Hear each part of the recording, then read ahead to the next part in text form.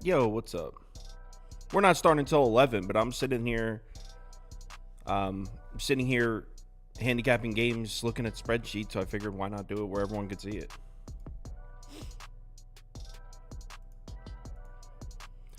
All right, let me get the spreadsheets up.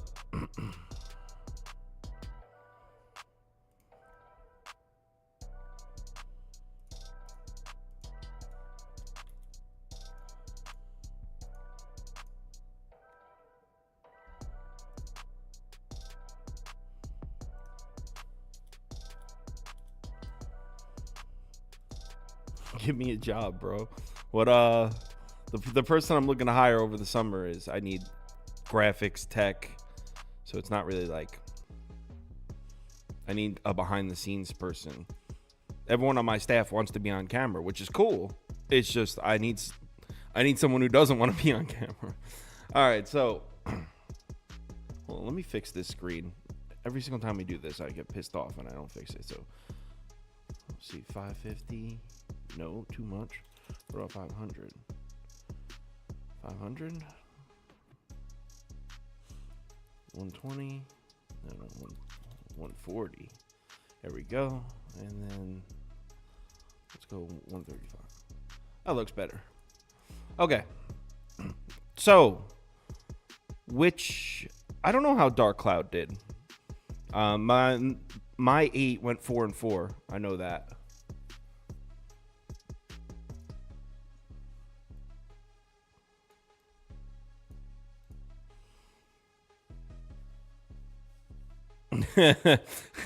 Sauce is rocking the Cubs hat. That means a profitable day. I don't know about all that. I like Clemson too.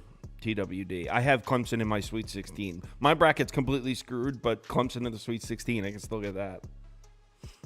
What game you guys want me to pull up first? Someone said Clemson. Let's just do Clemson Baylor. Let's get the updated line on that.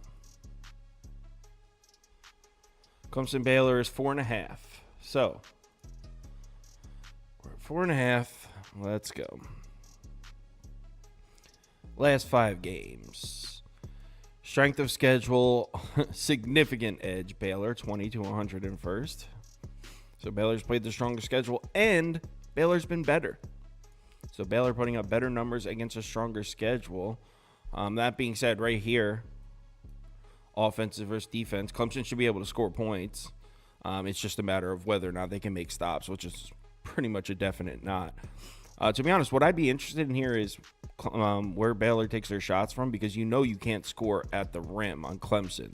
They're elite protecting the basket. That's why I like them against New Mexico, because New Mexico takes a lot of shots at the basket.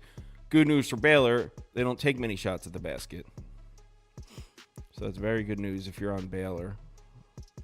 Baylor looks pretty balanced here. They take some three-point shots, some short mid-range, corner threes. So, yeah, that's a pretty good matchup for Baylor. Baylor should also get plenty of offensive rebounds. Should get to the free throw line. So, yeah, it's pretty – on the offensive side, Baylor should do whatever they want against Clemson. But what about the other side? This is where we could probably find something for Clemson. All right, Clemson's offense. Not going to be any offensive rebounding. Not going to get to the free throw line, but turnovers, so Clemson should have the maximum number of possessions, I guess. Damn.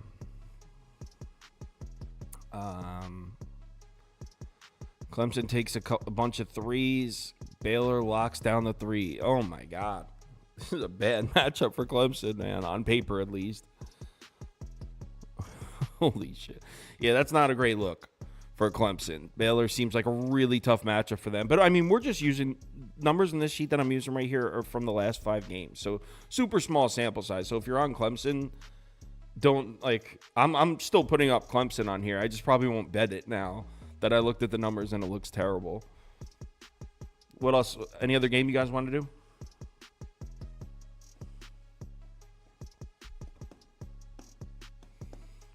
Game.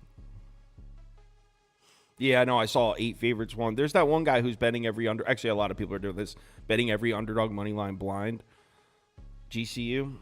All right. That's at 6 right now. Actually, it's 6.5. 6.5. So GCU.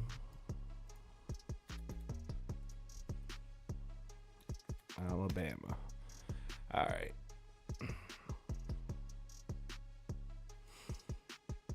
Strength of schedule is like a little closer than you would expect it to be. 59th to 31st.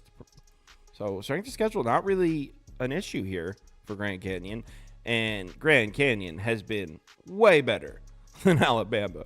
We're talking plus 22.4. So what these net efficiency numbers mean, in case you're new to this kind of stuff, so 22.4 in net rating means per every 100 possessions, Grand Canyon is averaging 22.4 more points than their opponent. So that's very good. I mean, you could see 5th best in the country. There's 361 teams. Very good. Alabama is averaging 5.6 less points than their opponent. But the thing is, we're looking at the last 5 games, and when you're using a small sample size, one blowout could skew the numbers. Like if they had one game where they lost by 25, it could make this look a lot worse than it is. So that's why you got to be careful with these small sample sizes. In fact, let's look at 10 for this one.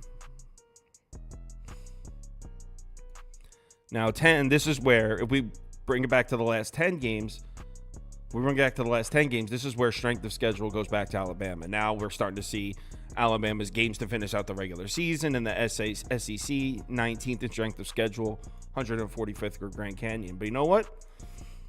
I mean, this is still a significant edge here. I mean, Grand Canyon's looking good as hell. All right, let's look at some individual matchups here. All right, where's Grand Canyon shooting from? 32.1% of their shot attempts come at the basket. That's a lot. Alabama, terrible defensive numbers at the rim. Good Lord. Seems like they're pretty balanced outside of that. 28.7% above the break 3. So, yeah, the rim would be their most frequent shot zone, but they're not overly reliant on it. But they should score at the rim on Alabama.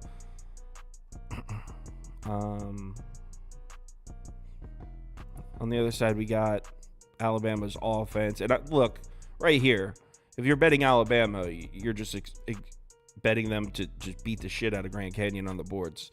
The last 10 games, 52nd to 330th. And this is in the last 10 games when Alabama has a significant strength of schedule edge, too. So, not only are they putting up much better rebounding numbers on this side, Alabama, but they're also doing it against a stronger schedule. So, this is where you're looking right here if you're on Alabama. Alabama also hasn't been turning the ball over, which is good because Grand Canyon forces a lot of turnovers. So protecting the basketball, that'd be a big one. All right, last 10 games here. This is another matchup where Grand Canyon might have a little bit of a favorable matchup here. So look at this right here. This is the last 10 games. 40.7% of Alabama's shot attempts in the last 10 games have come at the basket. 40.7%. So almost, we're talking about a large chunk of Alabama's shot attempts. Look at Grand Canyon's numbers. Now you see the 343rd, but that's frequency.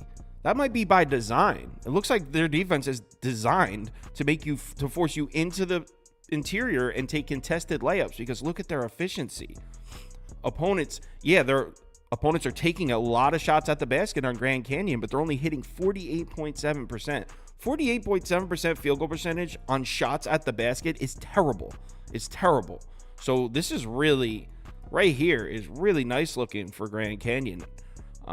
Alabama better have the 3-ball working in this one, because this might not be there. That might play right into the strength for Grand Canyon. And Alabama does take a decent amount of threes too, by the way. So, I mean, not decent amount. They take a lot. Like 89th above the break, 19th corner. I don't see how you don't take Grand Canyon. Even though I personally have been a Alabama is underrated person, I don't see how you don't take Grand Canyon. What's next?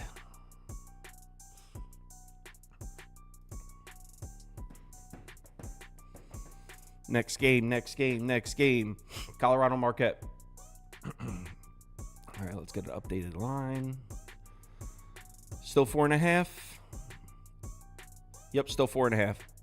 All right, Colorado Marquette.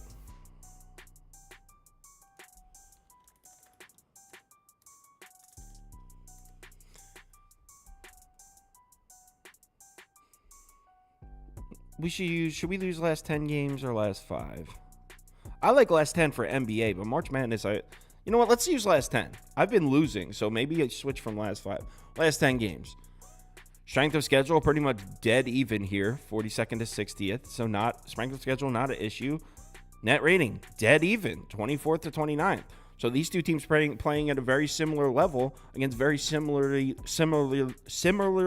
ranked competition. It's early. Marquette has the edge here in offensive rating, but Colorado's slight defensive rating edge. But let's look at the individual matchups. All right, Colorado's offense. What do we got here? Marquette just getting waxed on the defensive glass, huh? Not that Colorado's like a crazy offensive rebounding team, but there should be. Because someone asked why the clock hasn't started is because it doesn't start till 11, so we're still an hour away, and my countdown only starts at 30. We got a while before we actually start the show. I'm just going through spreadsheets. But yeah, Colorado should definitely get some second chance opportunities here. Got to protect the basketball. Marquette forces a lot of turnovers. Okay, so right here, we're looking at kind of the same matchup we just saw in the Alabama Grand Canyon game. Look at Colorado shot zones. 36.7% of their shots, Colorado, in the last 10 games have come at the basket. That's kind of, based on these numbers, looks exactly what Marquette wants you to do. They're allowing 36.2% of their opponent's shot attempts to come at the rim. So they're filtering you in to take contested layups, and they're not hitting them. They're 14th in the country in that department. So this is another one where Colorado's offense might walk right into kind of like the trap that Marquette's defense wants you. They want you to come in and take contested layups. So I like this for Marquette here. Colorado not shooting threes at all. Wow. Yeah. So this battle is this side of the court, the battle is on the interior because Colorado just does not have much three-point shooting. Just 30.2% of Colorado shot attempts in the last 10 have come from beyond the arc. Let's go to the other side. Marquette's offense against Colorado's defense. All right. So Marquette's not going to get any second chance opportunities, but Colorado's not going to force any turnovers. Free throw rate, Jesus. So Marquette's not getting to the foul line, that's for sure. Okay, here we go. Right here. If you're betting Marquette, here's the money right here. If you're betting Marquette. Marquette taking over 37% of their shots at the basket. So they attack the rim a lot. Colorado getting cooked at the basket right here. 309th in defensive efficiency at the rim. So that's nice. If you're betting Marquette, that's what you're looking at right there. Marquette also has a nice little presence out here from three. It's not quite as nice as it was a few weeks ago, but taking a decent amount of three-point shots, hitting them at a high rate. But look at Colorado's defense out there. Colorado, against the above-the-break three-point shot, opponents are shooting just 22.5% from out there. 22.5, that's best in the country. So I don't know if necessarily we can count on the three ball being there for Marquette, but they should definitely get what they want down here. Yeah, that's a tough one. I guess I would go, I don't know. See, Colorado, they're playing their best basketball right now, and then some of these teams, it's like, oh, they're bound to come back down to earth, right? But Colorado's got NBA players on that team. They have 2 players projected to be drafted in the first round of the NBA draft, so it's not crazy to think that Colorado might just be that good, and they're turning it on at the right time. That's a really tough one. I kind of like the matchup for both offenses, or for the I kind of like the matchup for Marquette. I'm sorry. I guess I would lean Marquette minus the 4.5 there. I want to see what the rest of the guys say. Next game. No, so Helms. I'm looking at, they're fourth in effective three-point percentage. They shoot a great percentage, but they don't shoot a lot of them. So, which these numbers tell me that Colorado's only shooting the three ball when they're wide open, which would give them, see, here are the percentages. They got great shooting percentages from 3 in the last 10, but they're just not. These are frequency numbers. If they don't shoot them, then I don't care what the percentage says if it's not a big factor of the game. You know what I'm saying?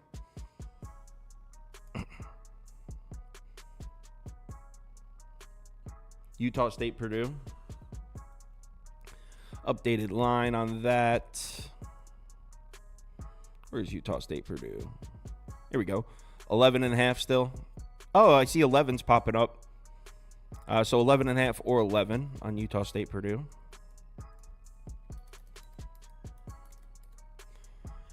All right. Let's go last 10 games. More of a sample size. All right, here we go. Utah State. Purdue's logo never loads on my sheet. This is Purdue here. I don't know why their logo never loads. In fact, let me fix that real quick. Take 2 seconds to fix it. But every single time I fix it, the next time I open up the sheet, it's gone again. I don't know why that. All right, Purdue.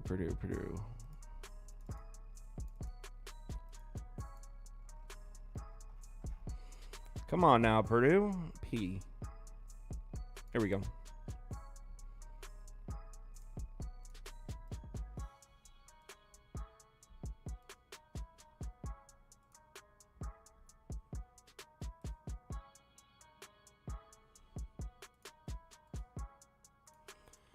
All right, let's get back to it. Utah State, Purdue, with the logos now showing. So Utah State, Purdue. Go down here. There's our Purdue logo. All right. So last 10 games. Okay. So strength of schedule, I always like to look at first. Purdue has played the stronger schedule than Utah State. It's not crazy, though. 46 to 106. They do. It's definitely a stronger schedule, but it's not like what's that one game that was nuts? It was Wisconsin, James Madison. It's not that bad. And James Madison won that game anyway. So, obviously, Purdue's been better than Utah State, but give Utah State some credit. They're 89th in efficiency, 10th in offensive rating, and Purdue struggles on the defensive end. So, based on just raw net efficiency numbers, offenses should have the edge here, but let's take a closer look. All right. Utah State's offense we're starting with. All right. Not going to get any second chance points, but we knew that. You're not going to get many offensive rebounds on Purdue. But Purdue's going to create 0 turnovers, 114th to 340th. Is Utah State an offense that clearly looks like they're relying on getting to the free throw line here? 20th in free throw rate in the last 10 games. 27th per Purdue defensively. So I don't know if Utah State's going to be able to get to the foul line here like they're used to doing. Someone asked how my bank balance this season. This season as a whole, not bad, because I was actually pretty good in college basketball in February, but March Madness, and this happens every year, I just get crushed, man. It's tough. All right, so on this side of the ball, it's going to be whether or not Utah State can get to the rim, because you can see they're trying to come. 33.9% of Utah shot attempts in the last 10 games come at the basket. So they're trying to get to the basket, but Purdue doesn't let you get to the rim. When you see numbers like this, by the way, 27th in frequency, 307th in efficiency, what that means is Purdue's defense keeps you out of the rim. These shots that they're allowing are most likely wide open layups. That's why when you see the frequency numbers, a lot of people just look at the efficiency. Frequency numbers are important because, opponents are hitting 66.9% of their shot attempts at the basket against Purdue. That's bad. That's 307th. But if they're not getting there, then it just doesn't account for a lot of points in the game. So question is going to be whether Utah State is able to get to the basket on Purdue, because Purdue on this season has done a good job of keeping opponents away. Purdue also, Purdue's not known for their defense, but they also have solid defensive numbers against a three-point shot. So that's going to be the game right there. If Utah State can get to the rim and score, because if they can't, might be a tough one. All right, on the other side, it looks like Andy's using the sheet right now. All right, on the other side, we got, this is going to be, Purdue's going to have the huge edge on this side. I mean, Holy shit. Third to 246th in offensive rebounding rate. So Utah State really going to struggle to keep Purdue off the offensive glass. Same thing here, though. Utah State doesn't foul. So Purdue, a team that's used to getting to the free throw line, maybe not in this one. So it's kind of the same matchup on both sides. Down here, Purdue loves these shots right here, these short mid-range shots. 22.3% of their shot attempts come from there. Utah State, not good. Not good from this zone, from this short mid-range zone here. So that's solid for Purdue. Purdue also shooting over 44% from above the break. So they're shooting the shit out of the three ball, but kind of like the other game we were looking at, look at the frequency. They're not taking a ton of them.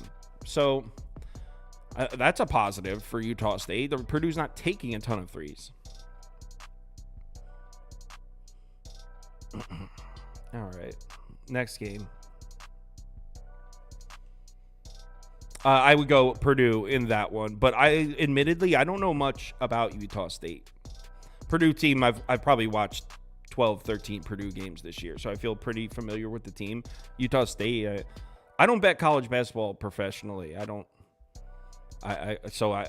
need to sugarcoat the advice I give with that. That being said, most of the people you see giving out picks for March Madness don't bet it professionally either. Just the one that comes out and says that, but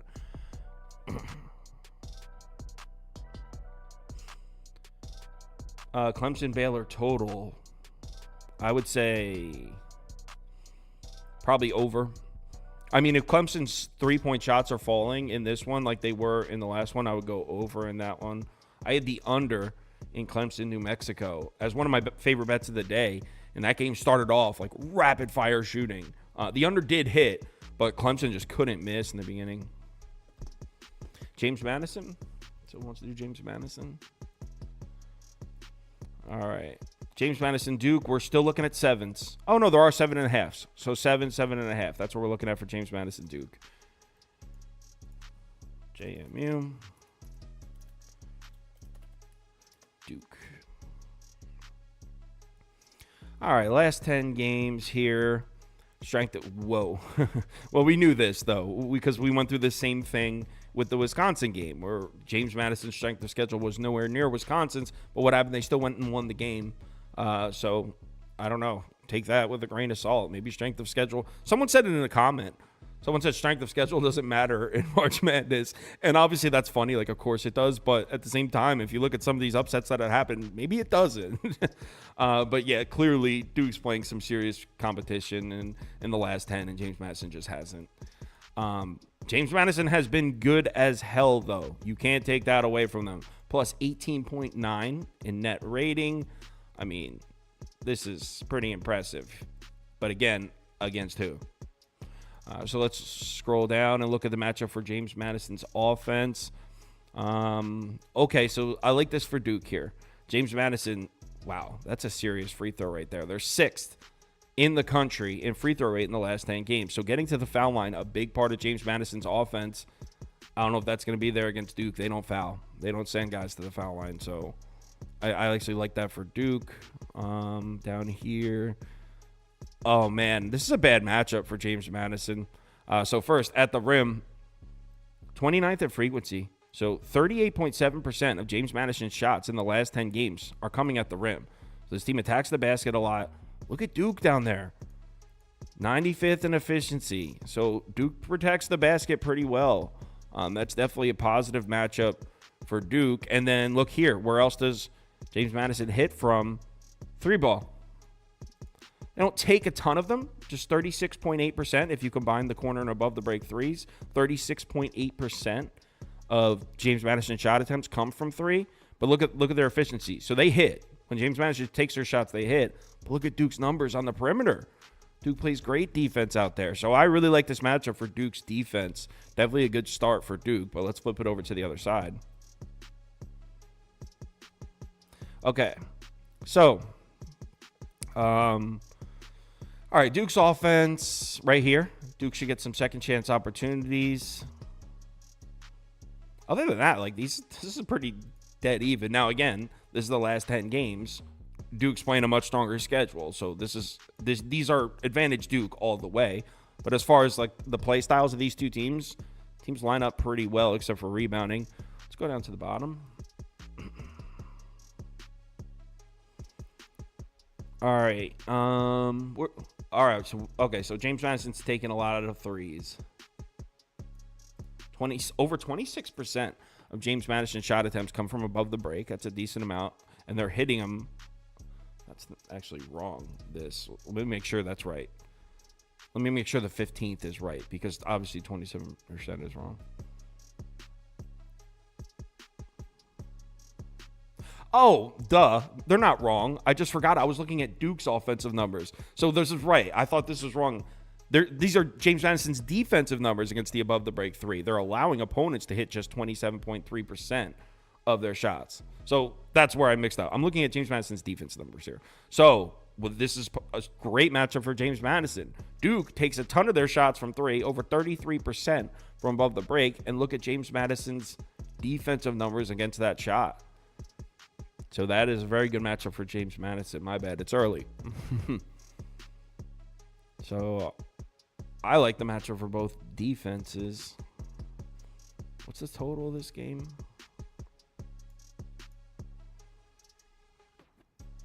Duke 148.5. What's their pace at? Ooh, Duke last 10 games playing at a crawl. James Madison likes to turn it up a little bit. Might take the under there.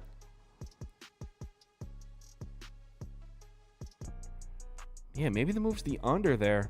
If James Madison's coming for the basket and they're not going to be able to score on Duke, right? And the three ball shouldn't be there for James Madison.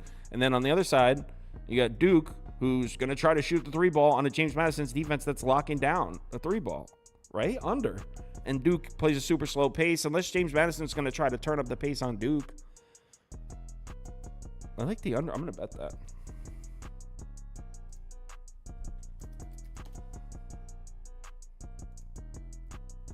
Under.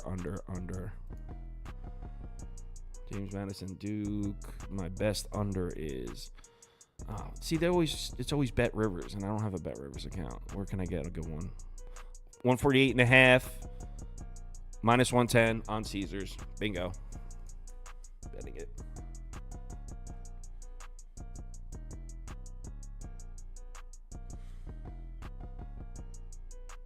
Sorry, I know this is boring to sit here and watch me place a bet.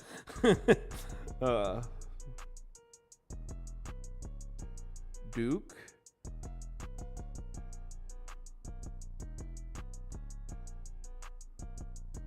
Come on, Caesars.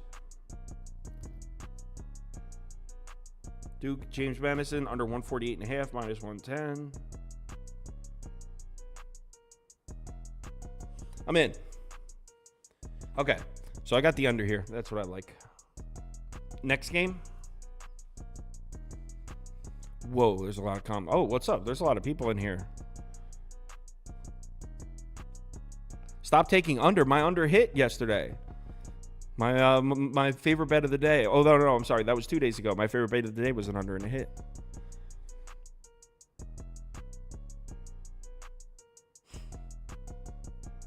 Under the worst bet in sportsbook. What are you talking about?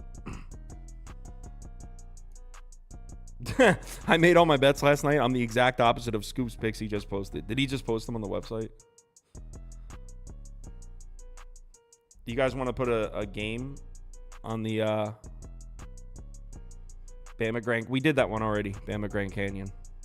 Yale San Diego State. Let's do that one. Yale San Diego State. All right, so we're still looking at 5.5 in this one, it looks like. 5.5 across the board. And 129 total. All right, so I'm expecting to see some favorable matchups for defense here. So Yale, San Diego State. All right, Yale, San Diego State.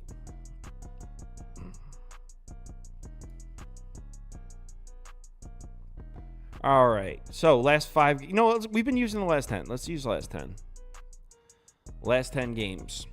Strength of schedule, San Diego State. I don't know why analytically, the Mountain West gets so much love, but those Mountain West teams have like really impressive strength of schedules. I mean, I know they have some good teams in there, but all right, we'll follow. We'll trust it. So San Diego State strength of schedule 18th in the last 10 games with that Mountain West schedule. Yale back in 94th, so not quite as bad as you would think for Yale. Overall, these teams have been pretty even against those schedules. 49th in the overall efficiency for Yale, 63rd for San Diego State. And if you're wondering how the total's at 129, look no further than right here. These teams do not move the ball. This is going to be a slow-paced half-court game. Based on these numbers, this is the last 10 games. We're talking 322nd and 328th in pace. Two of the slowest teams in the country. So, yeah, that's why the total is at 129.5. Or 129. I was seeing even 129s out there. All right, but let's look at the matchup for Yale's offense. Pretty even here. I mean, I guess turnovers. I mean, San Diego State's not going to be able to create turnovers based on these numbers, but really not much to go by there. That looks pretty even across the board. Let's see where they're shooting from. Yale taking a lot of shots at the basket. Over 34% of Yale shot attempts have come at the rim. Decently efficient, not crazy. That's bad news. Because look at San Diego State's defense at the basket. 22nd in defensive efficiency at the rim in the last 10. That's impressive. So San Diego State's been locking the rim down. That is not good for Yale, who takes a lot of their shots there. See if they have a presence anywhere else, though. I mean, average three-point shooting numbers from above the break. But San Diego State, 73rd in efficiency against that shot. So, yeah, good matchup for San Diego State defensively. But let's look at the offense. San Diego State's offense. God damn, make some shots. Make some shots, Aztecs. Come on. 310th in effective field goal percentage in the last 10. Shots just, they have impressive numbers elsewhere, but shots just need to start falling for San Diego State. Great offensive rebounding team, but Yale's been pretty good about keeping their opponents off the offensive glass. So I don't know if we can count on San Diego State to get second chance points against Yale.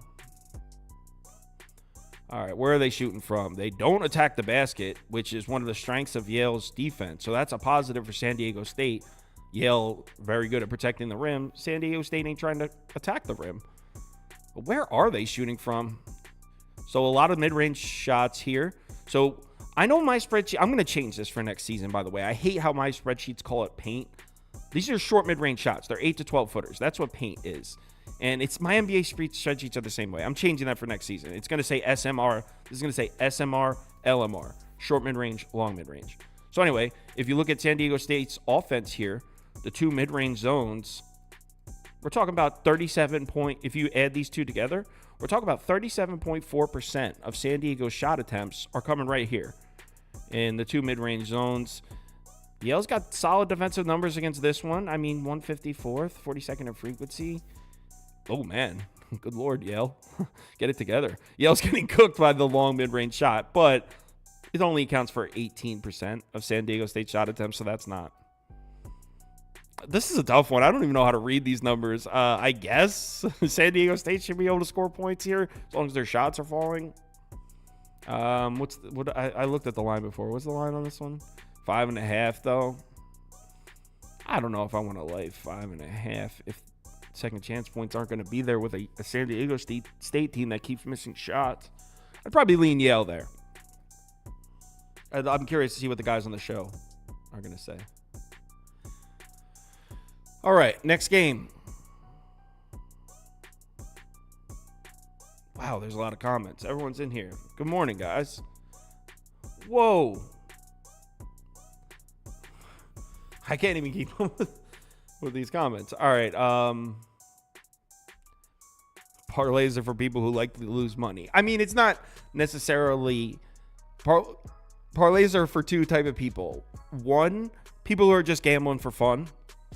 Placing parlays. That's whatever. Like to gamble, have some fun. Or two, people who are bad at math. Those are the two people. But like for the first people, it's not that they think their parlay is smart. It's more like, hey, they're just having some fun. I don't know if I'm going to get to an NBA show today. We'll see.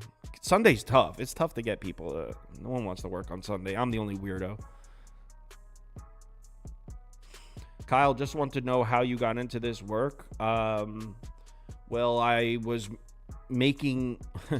I was trying to get an editing job at ESPN or Fox Sports. So what I did was, as a resume piece, I made videos of me talking about sports. And so I could put the graphics in, so I could send those videos to ESPN and Fox Sports and stuff, and be like, as part of my editing reel. But then people started subscribing, and then I made a video giving out my picks for Thanksgiving NFL. It was like maybe 2020, I think, or 2019 or 2020, one of those. And it got like 300 views, which at the time was like, whoa, people are watching it. That was a lot at the time. So I was like, wow, this is what people want to see. So like I dove into it. Like I read books on handicapping. I learned everything there is to know about handicapping. And my content was never supposed to be, oh, look at me, I'm the sharpest sports bettor. Tune in to hear what I'm saying and what I'm betting because I'm the sharpest. My goal was to put the best sports betting show on. But I say this all the time, but it turned, like, when you do something full time, like I look at these numbers, these patterns, these odds, the way the lines move, I look at them 80 hours a week for years now. And when you do that, you naturally just become pretty good at it. So in turn, I ended up getting pretty good at it, but that was never like the goal, to be like a sharp sports bettor. Appreciate it, Kevin Markovitz. We have did we go through them all? We're at the point where I should just pick the one we didn't go through yet. Northwestern Yukon, we didn't do that one. Let's do that one. So that line's 14. It looks like I see a 13.5 here at FanDuel. All right, so Northwestern Yukon. Not Northwestern State. Northwestern. All right, Northwestern Yukon. Obviously, this one's going to be a little one-sided, but we'll check it out. Last 10 games, strength of schedule, 7th to 107th. So Yukon's played the much stronger schedule, and surprise, surprise, they're still way better. Wow, Yukon second in efficiency against the 7th strongest schedule. That's freaking crazy, man. Yukon's really good. But this is another one. Two very slow paces here. You can see 349th to 289th in the last 10 games. So these two teams, what's the total? 135.5, so a little higher than the other one. But according to these pace numbers, this one should be probably down at 129, like the Yale one, unless they're expecting Yukon's offense to just do whatever they want. And we'll start with Northwestern's offense here. All right, Yukon's not going to create turnovers. There's something for Northwestern, but they're probably not going to be active on the offensive glass. And then as far as contesting shots, I mean, 244th for Northwestern's offense, 10th for Yukon's defense. So probably not going to get to the free throw line either. Okay, so here's something for Northwestern. For those of you who are taking the 14 with Northwestern, one of Yukon's strengths here, protecting the basket, second in defensive efficiency at the rim in the last 10 games. Northwestern doesn't attack the rim much. You see, Northwestern's taking all their shots they're taking jump shots right here, mid-range. So 14.5, that would be 36.1% of Northwestern's shot attempts in the last 10 games come from right here. Yukon's defensive numbers not as impressive against the mid-range. I mean, they're second. They are 38th against the short mid-range, but they allow a lot of attempts. I don't know, not necessarily a wash here. And you can see by these numbers, the frequency numbers not very high for Northwestern's three-point shooting, but the efficiency numbers are good. Basically, that means when Northwestern takes a three-point shot, it's because they have a good look and they're hitting them, which probably will come in handy against Yukon, who plays pretty good defense out there. Next other side of the ball.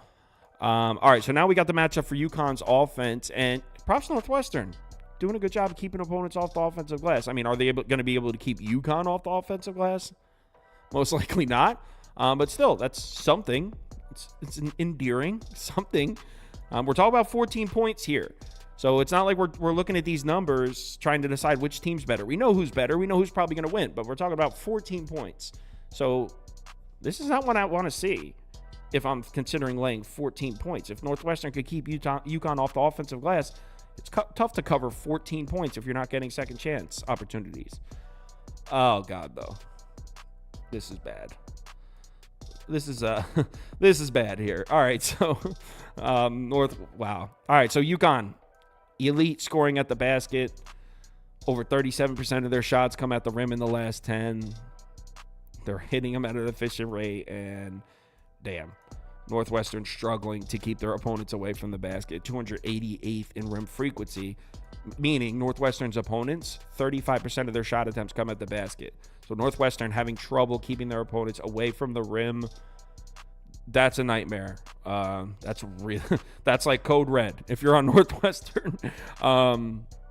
Yukon also, you can see there's two really shot zones that Yukon frequents. Right here at the rim, that's 37.3% of their shots. And then above the break, that's 31.7% of Yukon shots.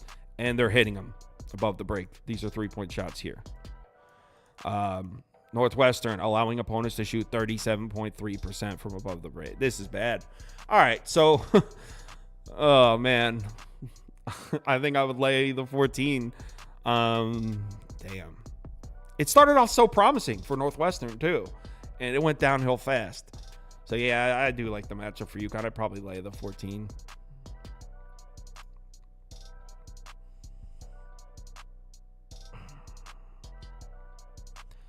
Let's see if those guys, I'm going to get these guys in here. We're not starting until 11, so we got time.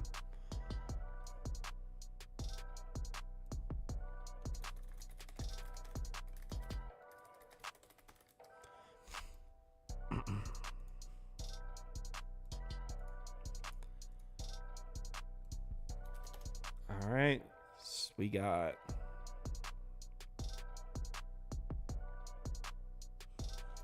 Andy, Toes, Scoop. All right, sent. Looks like Andy sent us the pie charts too. Let's get the pie charts. Oh, we can start the countdown officially. Good morning.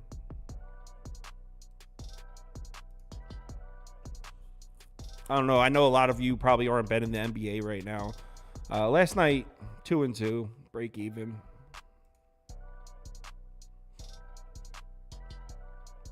I still think the NBA is better right now as far as to make money. I feel like there's such an unpredictability. And I know that I'm not a college basketball expert or anything, but I've heard serious college basketball heads say the same thing, that as far as making money, where the betting value is, once you hit the tournament, that's where it becomes a little more gambling. I've heard college basketball people say that, so I'm not just like spewing nonsense. All right. My charts are updated. Andy's here.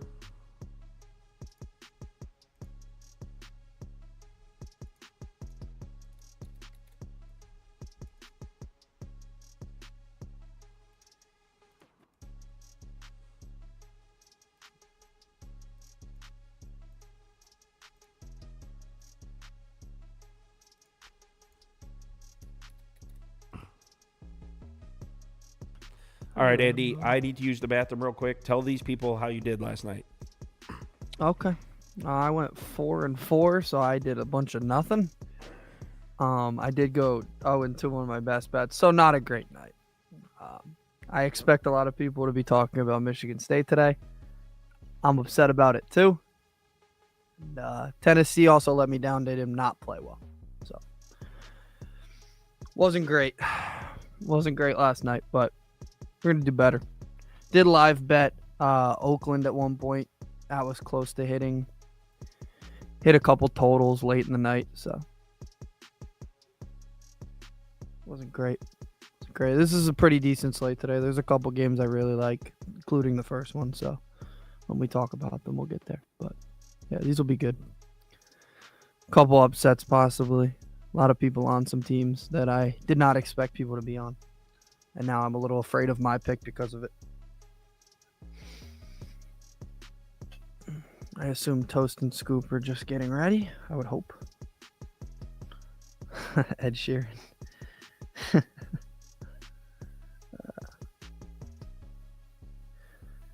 I plan on rolling with Marquette, yes. And also the Creighton cover last night was maybe one of the greatest covers I've ever had the last few nights.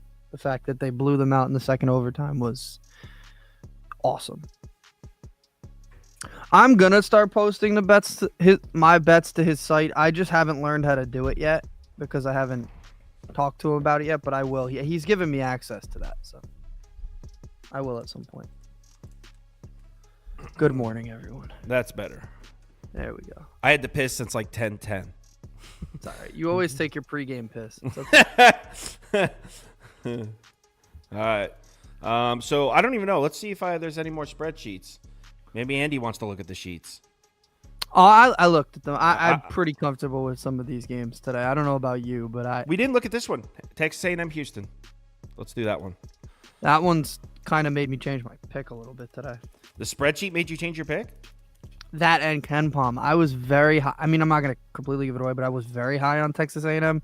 Looking at it scares me a little bit. I think I'm still going to stick with them, but the offense is just so bad that I could see them not even scoring 40 today. Like, their offense is awful. Pace discrepancy? I know. They try to run a different pace, too. And they run that pace, and it doesn't necessarily work. Although they did score a lot on Nebraska, but Nebraska ain't Houston.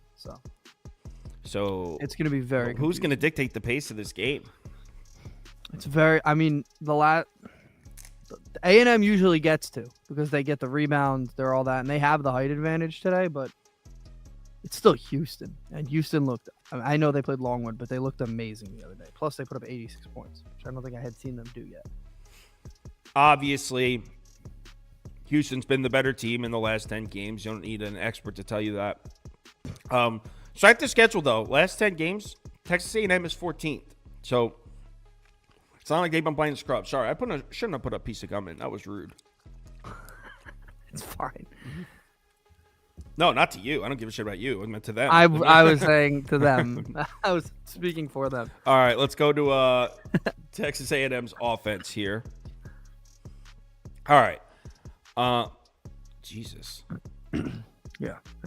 But look at this, though. How is I know they have so bad on the defensive glass? They're not a particularly tall team. That's an issue of theirs. Actually, I could pull up the height advantage. It's pretty. Yeah, pull that up. The height advantage today. Houston is 345th in average height. That's at the bottom of the nation. And A&M's only 171st, but they use their height well because they are very good at rebounding. I mean, this is serious here. 11th to 347th. So Texas A&M should get plenty of second chance points here. And a Houston defense that's used to creating a lot of turnovers, maybe not here. Because Texas A&M does not turn the ball over. Texas A&M should also get to the foul line. Yo, this is an excellent start to the handicap for Texas A&M, other than the fact that they don't hit shots. Yeah, that they don't make shots, which is fairly important in basketball. You gotta I would say, yeah. All right, so moving on down here, Texas A&M attacks the rim a lot. Good luck with that. Houston 40th at defensive efficiency at the basket in the last 10. Where else does Texas A&M shoot from? Other than that, they look pretty balanced. Yeah. So the rim's the main one, but they're pretty balanced offensively. Texas A&M. Just a matter of whether or not their shots could fall, because this is tough. Look at Houston's defensive efficiency numbers. At the rim, 40th. Short mid-range, 52nd. Long mid-range, 82nd. Above the break three, 62nd. So Houston's playing some defense everywhere. But, like I said, Texas A&M doesn't turn the ball over, and they get a lot of offensive rebounds. And that could give a defense fits. Let's move down to Houston's offense. Again, rebounding edge, Texas A&M. Not going to be many turnovers on this side. So Houston just doesn't attack the rim at all here. Just 22.4% of Houston's shot attempts come at the basket. That's good for Texas A&M because protecting the rim seems to be their weakest zone here. 255th in defensive efficiency at the rim. So it's nice that Houston doesn't really exploit Texas A&M's weakest shot zone. Where's Houston shooting from? The three ball, the long mid-range, short mid-range. So jump shots. That kind of plays into the strength a little bit for Texas A&M. Texas A&M has solid defensive numbers against the long mid-range shot. against the above the break three, they allow a lot of attempts. 32.6% of Texas A&M's opponent shot attempts come from there. So they allow a lot of attempts, but it's always hard to tell. Is this because Texas A&M's doing a great job of contesting shots, or are opponents just not hitting them? That's the only way to tell. I mean, you saw Nebraska couldn't really. They started hot. They couldn't hit them in the second half. So yeah, so that's positive for against a Houston team that's taking 34.5% of their shots from above the break. So maybe this isn't what is this, 9.5? 9.5.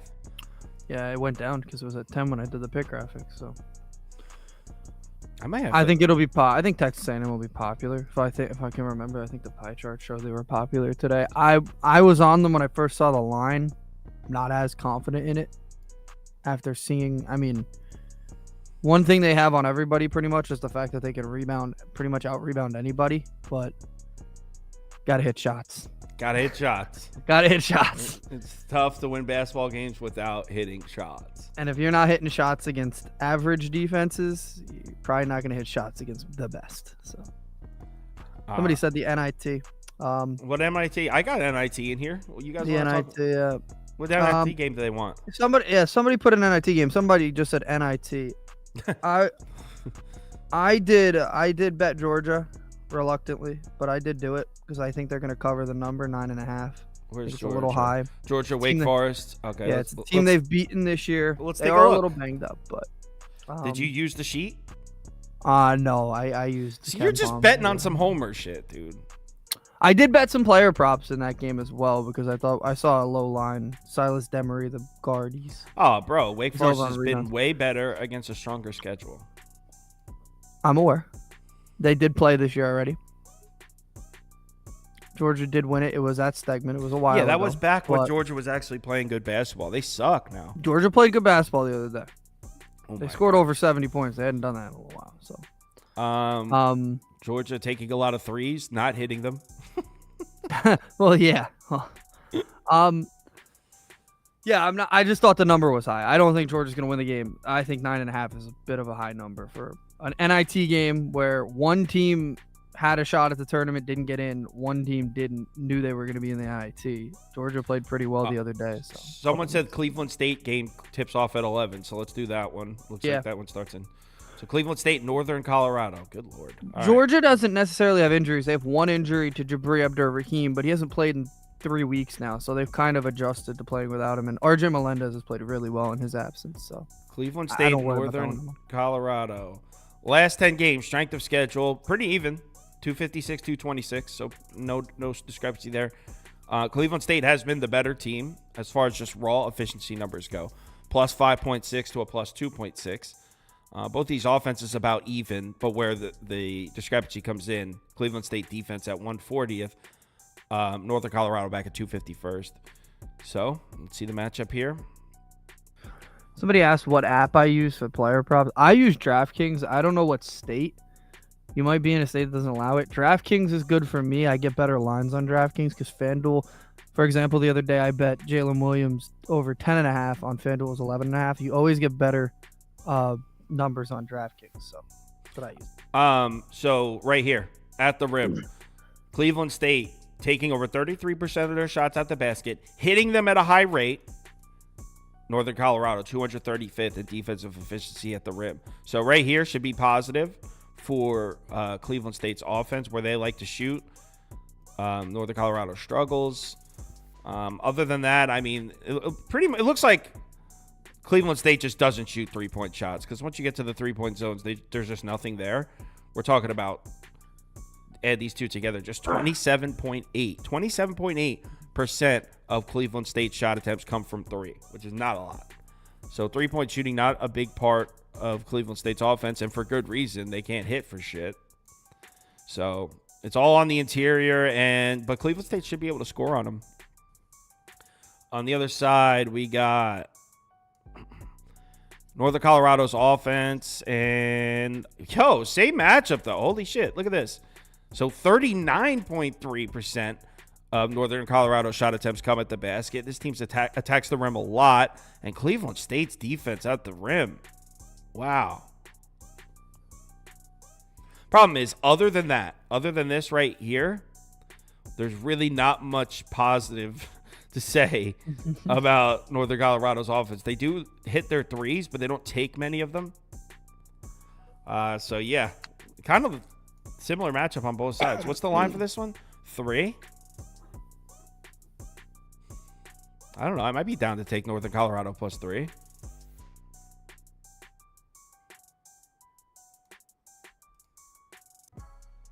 Yep, I told you there's a lot of bets. He's good though. He's really good. Yeah. How it's spelled and shit like 5 times. Oh, that's annoying. Oh yeah. Yeah, I actually watched that. My friends wanted me to put that UFC fights on, and they like won like a 6-leg round robin, and they were hyped. yeah. So Scoop won the show yesterday, went 6-2. The rest of us all went 4-4. But by the comments, you would think we all went 0-8. Well, my best bets went 0-2. That's why people are going to be. I think mine did also, actually. Yeah. Nice job, Michigan State. Appreciate that. Bad pick. Up 28-17. Never looked back. Well, what happened was you made a bad Never pick. looked forward. I don't know. Thought it was. I was comfortable. Did I with go it. through all 8 of the main games? You did. I watched every one of them too. There we go. Northwestern, Yukon. You went through, right? That was Yep. All right. Only that one will be particularly close today. Is there another NIT game you guys want me to pull up? We have 15 minutes before we start. There's a CBI too today, right? Somebody that? was saying something about Utah and Iowa. Yeah, let's do Utah, Iowa. I Let's believe do they play Utah, today. Iowa. I Yeah. believe that's the game. Let's do Utah, Iowa. All right, so Utah, Iowa. Here we go. Yeah, that's Utah tonight. laying 5.5 points here. Utah, Iowa.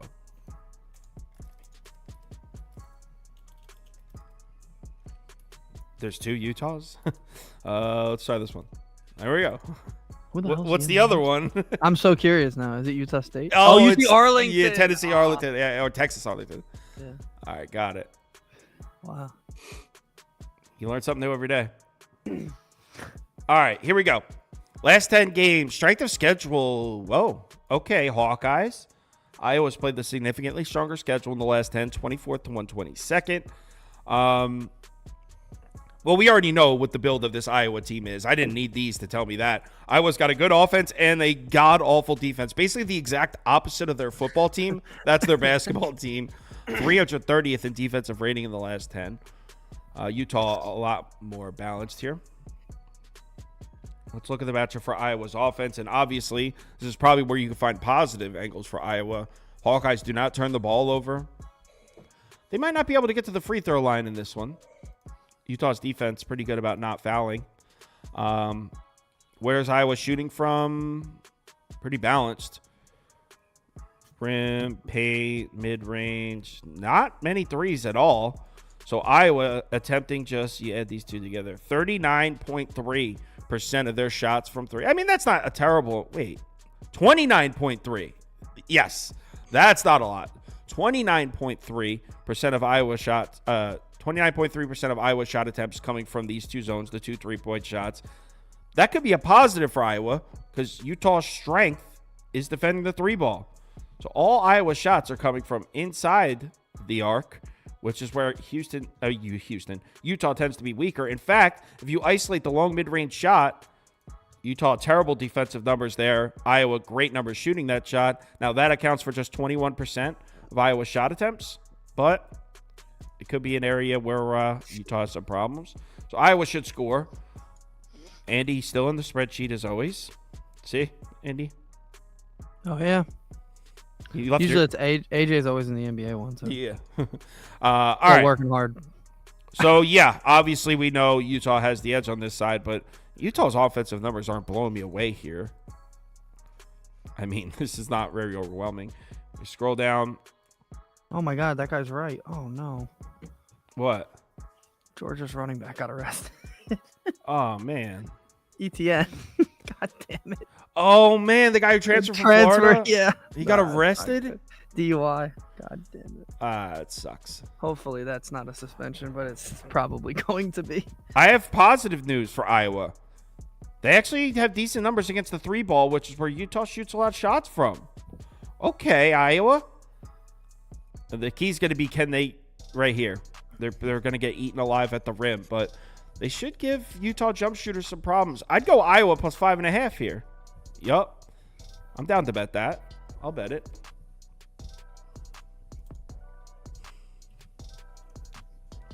Iowa. They like to party in Florida. Hold on, I know. That's some Florida Gator stuff he still did there. That's all right. Iowa plus 5.5. Iowa plus 5.5.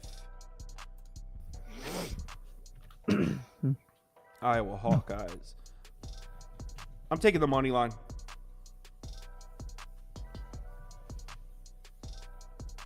Hawkeyes up. Toast, how you feeling today? You're muted. You're muted. He sounds good. Didn't even answer. He did. He said I'm good. He did. He said. Oh, did he? Yeah. I have nothing to contribute to NIT talk. I can assure you that. Because you don't know ball? I don't. I've never bet $1 on the NIT. My uncle would have my ass if I bet $1 on the NIT. Your uncle would have your ass. That's rephrase that, please. Yeah, please. I just placed my first dollar ever on the NIT. Well, actually, I don't know. I don't remember if I bet it in years past. I lost all respect for Andy when I woke up this morning. I've been up for 5 minutes and I heard Andy say, I bought some player props for the Georgia game too. Yeah, well, no, because over. they have Silas Demery, who's a rebounding guard at 3.5, and he has had that many times this year, including some of their biggest games against Wake Forest as well. He had 5 against Wake Forest last time they played. So I was like, hey, let's take a shot here. It's plus 114, so. You want to know what else another player prop free is? Andrew Nembhard over 6.5 assists. I think I've played it like 7 straight games, and all it does is just continue to hit. I said the Dickinson one yesterday. He Andrew had 20, Nembhard on the Pacers? Or Ryan Nembhard. His brother Ryan. On Gonzaga. Dickinson had 20 You never points mentioned and it. rebounds late. You've never mentioned that on the show, that you're betting Nembhard assists. No, because I don't want it to be a black cloud, and everything I share goes to hell. Oh my God! What is with the people on the show and secret bets? I posted to the Discord every single time. Every single time I've posted to the Discord. Ain't nobody. I don't think you did. Dickinson really let me down yesterday. Is betting the NIT tournament a good idea? Yes. No. It's this year. I think it is. I would bet it. Why not? I'll be honest. Well, what's your favorite NIT bet then, Scoop? I'm 2-0 on NIT bets. What's your favorite today? I didn't look today. Oh. I only bet the NIT when the actual tournament's not on.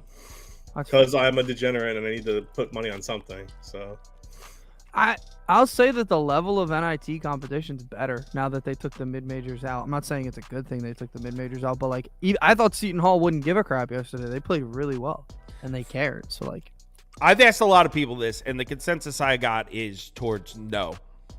And yes, it's not because there's no value on the smaller schools. In fact, a lot of professionals would say there's more value in the mid-majors. But in these particular games, it's kind of like the bowl games in college. It's like, is the motivation there? A lot of these teams don't care. Correct, but this season it seems like I've kind of changed my tune from yesterday because I watched some NIT. I had some NIT games on the side TV yesterday. Oh, you changed your tune? Every big team that I watched looked like they cared. Ohio State cared clearly.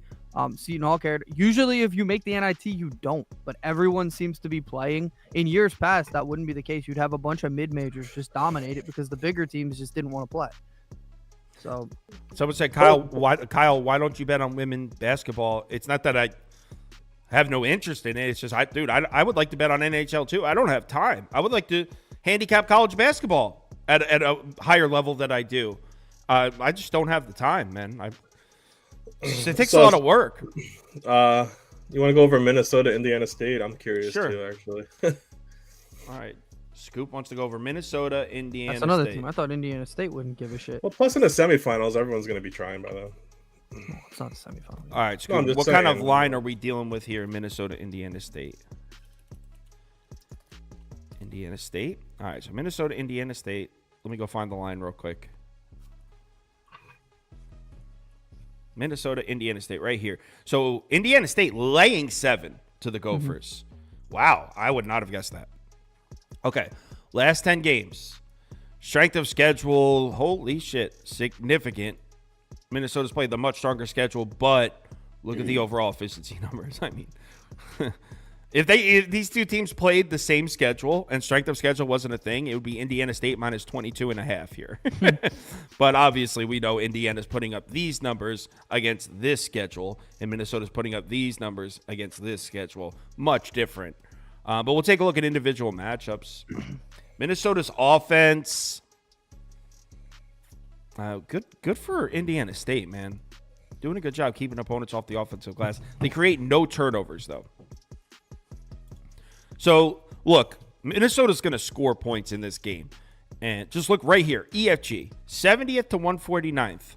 So, Minnesota has significant edge here. And that's in the last 10 games. So, they have the significant edge, even not even considering the strength of schedule. So, you would got to imagine if the strength of schedule was even, this would be 10th to 280th. So, Minnesota's offense definitely has the edge here.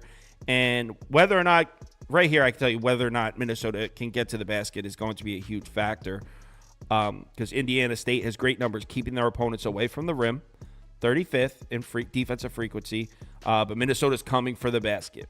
So that's going to be a big battle in this one. Minnesota should also be able to hit from 3. I like the matchup for Minnesota's offense a lot. So I like Minnesota so far, but I would imagine the other side is about to take a hard tilt. Oh, my God. Holy shit. 3rd to 345th is crazy. Look at these. Yeah, I don't think I could bet Minnesota here, Scoop. Yeah, I don't think so either. I would personally lay the 7.5. You would lay the 7.5 with Indiana State? Yeah. So it said I lost all respect for Kyle with the Cubs hat today. but someone else said that you're going to go 8-0 today. So yeah. With the Cubs hat. Yeah, what's wrong with the Cubs? I'm not a Cubs fan. I don't know if you figured it out by now, but I have a lot of hats. Kyle's like MTV Cribs. You walk into his house, he has like the walk-in closet, but instead of shoes, it's just like 800 hats. MTV Cribs. They still have. They don't have that anymore, right? That's gone. No. Oh, I don't I like Pin My Ride. No, MTV. I can see Andy watching MTV Cribs. No, I never did. That was way before my time. Yeah, that was way back. 3 minutes till we're starting. This is baseball's opening day is Thursday, yes? Correct. It's this week? Yeah, first MLB show is Thursday.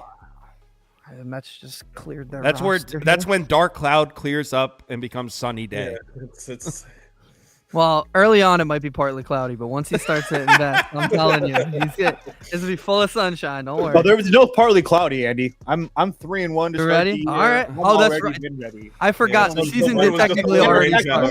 The only loss that I had was a bullpen blow up, which is right. There's no partly cloudy. You heard him. It's not really a blow up. You had a glove that exploded and like. Oh, I don't even want to get started on it. I can't do that. But all is good.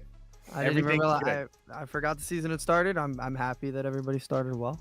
I guess they're 1-1, so like nobody has a leg up early. It's good. There's no partly cloudy, Andy. He said that.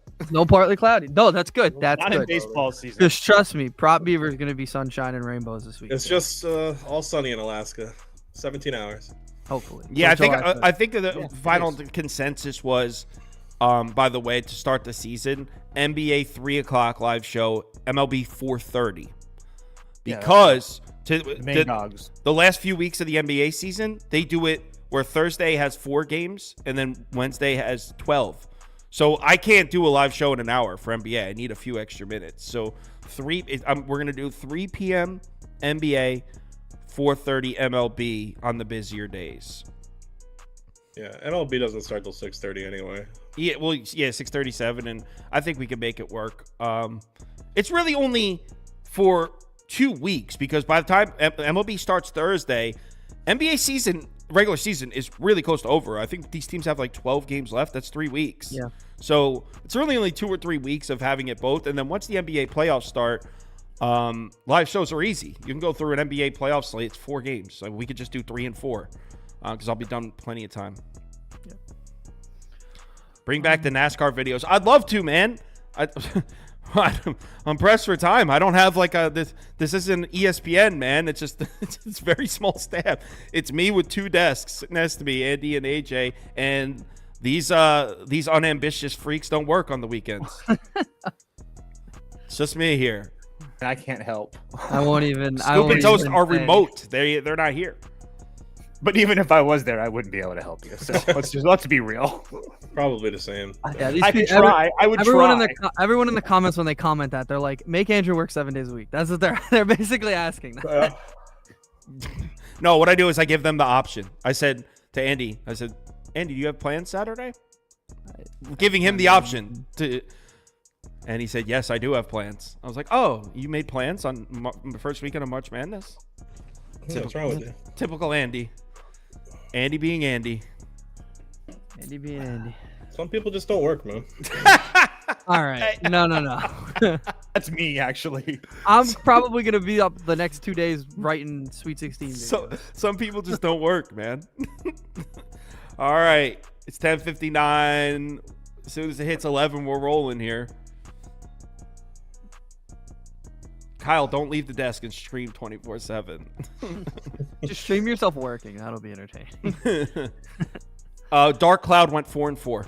Someone's asking how Dark Cloud went. All right, 11 a.m. Let's get it started. 5 and 2 on the VIP. That's what I care about. Yeah. So Dark Cloud had a good day. And the only loss was Oregon and Dayton, whatever. 53%, 46%. Is betting the NIT tournament a good idea? 53% said yes. So we're going to start with Colorado Marquette. And based on what I looked at before, I was leaning Marquette minus the 4.5, but I didn't love it. Scoop, are you on a particular side here? Yeah, I'm still not really big on Colorado. I've said before when College's back, I'm going to ride them as the better team. I still think that's what this is. Marquette's a better team offensively and defensively. Marquette's not going to be giving up 100 points this game. You can see Colorado can be scored on. College's one of the best players in the country right now. He was doing everything right that first half. His team just couldn't get it going. Second half, everyone came alive. Cam Jones, Stevie Mitchell, Janice Joplin. You even had a really slow day from Iguodaro, but he played great defense that second half. He had some great boards and is going to be the guy that can stop Lampkin, I think, down low. This starting lineup can be better than Colorado. I know Colorado probably has NBA talent on their team, but this isn't the NBA right now. It's still college. College's going to have double digits assists again. He is the best facilitator in the country. Plus, Marquette's one of the better defenses at forcing turnovers, which is great since Colorado's 249th at committing them. So, yeah, Colorado probably win the rebounding battle, but I like Marquette's inside presence here. Everyone's probably going to ride the hot Buffaloes. I'm a believer in this Marquette team, so I'm going to lay the points. Does anyone, and I think the correct answer is no, but I feel like if you're a gambler, you have to have a little bit of superstition in you, even if you don't want it to be there. And I'm wondering if anyone's worried that all 8 favorites won yesterday. Yes. Does the pendulum swing today? It has to. Andy, does the pendulum swing in this game? No. I got 3.5 last night. I'm happy I got that because I like Marquette here. I will say this. I don't know if it's as bad of a matchup as previously thought. I think Colorado has a lot of talent. They're going to out-rebound Marquette pretty easily. Marquette really doesn't rebound well at all. And obviously Colorado has NBA-style rebounders on the floor. But I think turnovers will make a huge difference. Colorado has a high turnover rate. Marquette will force them. Marquette doesn't turn the ball over. And I thought Marquette played really well and got some momentum down the stretch in that game. They started obviously really bad. They were losing at halftime to Western Kentucky. But they wound up covering that number because of the last 10 minutes of that game where they dominated. I think that'll carry over. The momentum will carry over. Colorado's defense cannot play as poorly as it did against Florida. They let them back in the game late, gave up 100 points. Florida's a good offense, but so is Marquette. Marquette's got great guards as well, just like Florida. And you got to be able to stop Marquette because Marquette's defense is good enough to still stop Colorado here. But Colorado has to not give up 100 points again to Marquette here. So I'm going to go Marquette. I think it's the side for them. I don't think it's that big of a shock if Colorado wins, though. Someone said what happened yesterday has absolutely positively nothing to do with what's going to happen today. Of course, obviously, but it's impossible not to have a little bit of superstition. Obviously, logically speaking, you're correct. I was saying that kind of tongue-in-cheek. All right, so I was leaning towards Marquette also, not loving how every single person ever is taking Marquette. Toast, are you on a Buffs Island? Yeah, Island boy for me, 100%. Turnovers could be an issue. There's absolutely.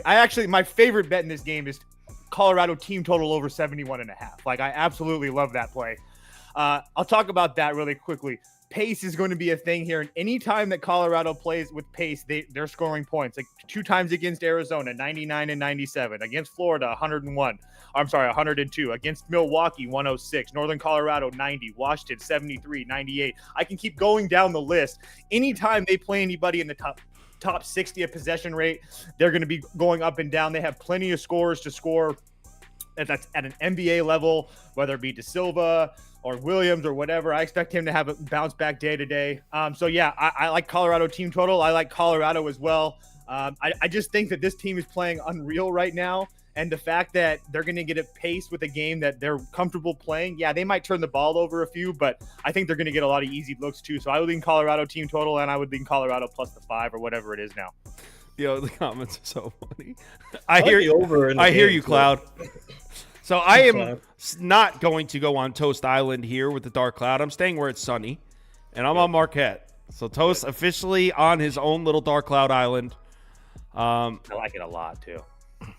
If you're gonna bet I could see it. He likes it a lot. He sounded more confident than any of us. Yeah, he's definitely way more confident because I'm not as confident. I sent this out last night. It was like one of the first things I knew.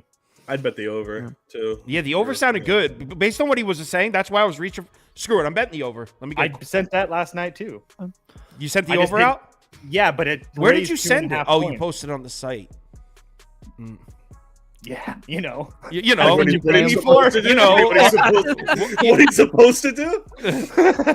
Oh, you posted it on my site. Oh, man. I wasn't paying attention to that. Like, is that not where I'm supposed to post it? All right, so I see a 149.5 over minus 10, minus 110. I bet 365. Let me grab it real quick. So, yeah, I like what Toast said about the team total over, and combine that with the fact that what Andy said about Marquette not being able to rebound, I'm down. Yeah. Colorado search. Colorado Rapids. What? Bet 365. Are you crazy? You gonna do some MLS? Colorado Marquette. Here we go. Over, under, or no, not under. Over. That would be hilarious if you accidentally bet the. I've done that. 2 points I forgot to say. Colorado top 6 in the country shooting the 3-ball, top 10 in the country shooting free throws. Well, yesterday I accidentally bet. I doubled down on North Carolina when they were down accidentally. I accidentally bet their money line at plus 138 or something. Came through. Nice pick with that, Andy, by the way. Actually, at that point in the day, I was at a very low point. I was very upset. I was at a very low point. I was getting to be dark cloud after that. My cloud was darkening. But Creighton saved it at night. All right. So I was getting to be dark cloud. All right. So Utah State Purdue is next. This game's at 2:40 p.m. Eastern time. This line's at 11.5, and I have no inclinations to bet this game. I will say, based on what we looked at before we started, when we were looking at the spreadsheets, I would lean towards Purdue minus the 11.5. Andy? I'm the same way. I'm not confident in this one either. Everyone's on Purdue. Obviously, they're Purdue. I don't know. There's a lot of people. The polls split so far. Yeah. I think a lot of people are taking Utah State here. Well, the pie charts look like Purdue mostly, but I do see a lot of Utah State too. Top. Definitely. Yeah, the top is a lot of Utah State for sure. But I don't love this Utah State team. I thought they played much better than I thought they would against TCU. But this is different level. Purdue finally got the monkey off their back here. Now they're going to obviously they're going to out-rebound anybody they play. I know it was Grambling State, don't get me wrong, but I do take stock in momentum coming from a game no matter who you played. There's exceptions to that, but I thought their second half was pretty much perfect. They played a perfect second half. They were able to take Edey out with 8 minutes left in that game. Like, that doesn't happen often. And I just think they're purely a better team here than Utah State. Like I said, don't love this one at all. This one's just going with the more talented team. The games that are later, I definitely have more deep dives on, but this one was more just like they're way better. They should crush them. They're coming in with momentum. So it's not a great pick, but Purdue. Toast? I would actually lean Utah State in the first half. Doesn't sound like you bet this either, though. Huh? Doesn't sound like you bet this either. No, though. I did not. Because I've been waiting for the line to keep going up. Purdue was like 10-ish last night when I woke up, and now I'm here. It is at 11.5. So I just wanted to see it. But yeah, as far as everything else goes, I just think that Utah State can match up with this team. They have the height down low. I really think that Escobar guy or whatever can really bang a little bit with Edey. Edey's going to get his. There's no question about that. But I do think that Utah State can hang with these guys. They got some shooters on offense. Defense isn't great for them, but at the same time, I'm not really sure if I trust Purdue that much in this setting. I mean, they're going to be playing back-to-back games that they know that they should win. I understand that they had a bad situation last year and they lost early and whatnot, but I'm just not in a point where I trust Purdue at this point. Maybe one more time.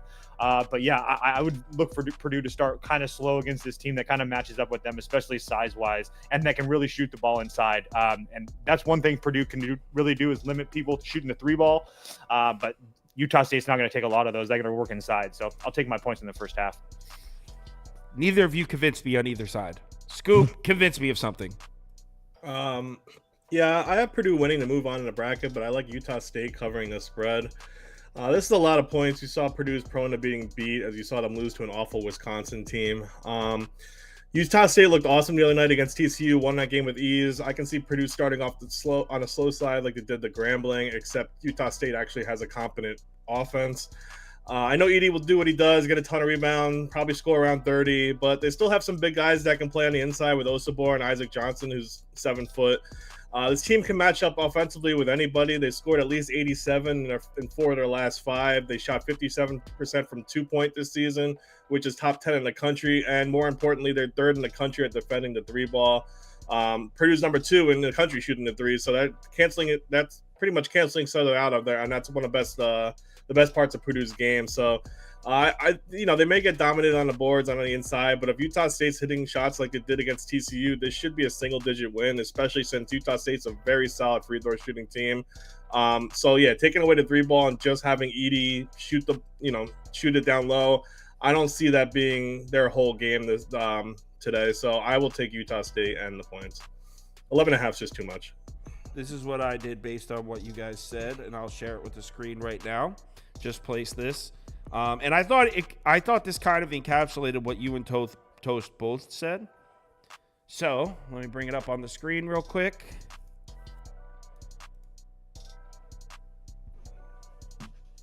Oh, damn it. The amount, I accidentally cut the amount off. Well, who cares about the amount? That's not important. Don't flex.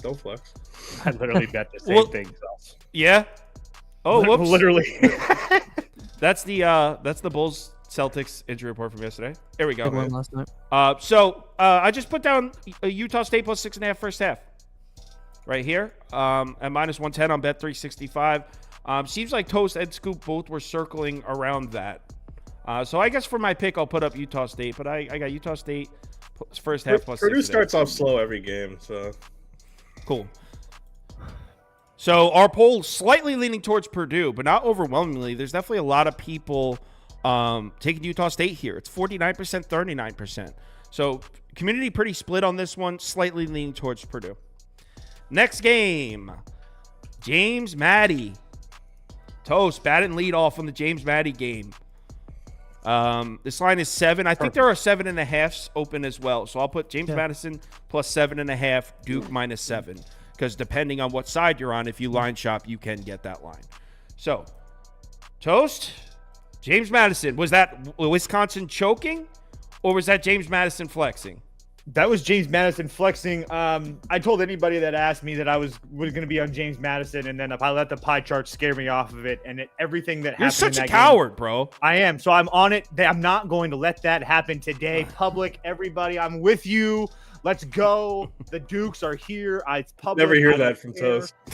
I don't care. I've won with the public yesterday. That was the only way I won. Public is winning. Public's like 23-10 in this NCAA tournament with bets over 51%. It's an absolute disgusting joke. But here we are, and I'm with you.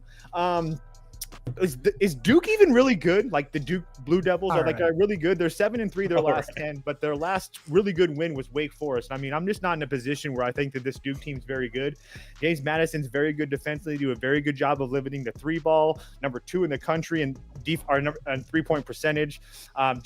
Madison hasn't really played anybody, but I think that bigger staff can match up well with Filipowski. James Madison's one of the more experienced teams in the country. Duke's a bunch of younger kids with a whole bunch of talent. James Madison doesn't shoot free throws very well. Duke doesn't really do it either. James Madison has 7 guys essentially that can step up anytime and get you a bucket. Duke has 3. I don't really care if the world's on them. Duke's plus 7.5. It's one of my favorites. I'm pretty sure that I already bet the under in this game. So if you were watching during the spreadsheets, I already bet the under, but I'm with Toast. As far as picking a side against the spread for this show, I like James Madison to cover. Red hot. Scoop? No. Yeah, James Madison just beat the equivalent of Detroit Mercy last game in Wisconsin. They beat Wisconsin. So they really weren't battle tests. All right, so they're a little better. Wisconsin's more like Nicholls State, I guess. Who's Duke beat? Yeah, who the hell did Duke beat? When's the last time Duke beat a good team? About? What did James Madison play? Michigan State? answer the question, Duke. Scoop, I was on your side, but you came out of it with a bad start. Wisconsin Nicholls State. Wisconsin sucks. Wisconsin sucks. Who has Duke beat? Just tell me that. Everyone in the ACC. Big Ten runner-up sucks. Okay. Big Ten runner-up sucks. Okay. Oh, okay. Cool. It's great. Good job at everyone losing this fucking game. I love James Madison. I rode them all year, but this dude can match up with them easily. I don't care about you're on the public. I don't care about any of that shit. James Madison's played a Duke on their. They haven't played a Duke on their schedule. James Madison does everything well. Great offense, great defense, great with turnovers, great at defending the 3. Okay, if you're looking at their numbers, there's not a bad thing to say about them, except maybe they put players on the line a little too much. But again, who have they played? Michigan State, the first game of the season. Tom Izzo is a very overrated coach, by the way. They're 330 strength of schedule. Duke does everything as well as James Madison against harder competition. Terrence Edwards, Bickerstaff, all of them are great. They have a better counterpart in Filipowski and Roach. And this is Filipowski coming off of 3 points. He's going to get a lot better here. He's not having 3 points again down low. If Duke stops the 3 from James Madison, I don't think this game will be in James Madison's favor at all. That run was fun. James Madison sucks. It's going to end here.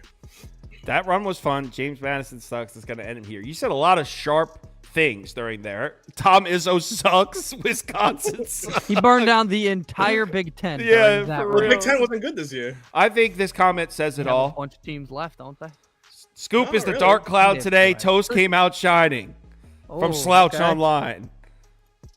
All right, thanks for tuning into another. Wisconsin's a good team. Imagine that. Like that's pretty cool. Thanks for tuning into another episode of Again, you haven't Losing answered my Bets question, with Scoop. Scoop. Andy. All right, I'm on Scoop's side, but I don't love the reasoning yet. I don't think Wisconsin's trash. How is they not trash? How are they I will not trash? give James Madison credit. They played well. However, Wisconsin played a bad game. They had 19 turnovers. Duke is not going to do that. That's not Duke. They don't turn the ball over really at all, but especially not 19 times. Giving the ball away like that.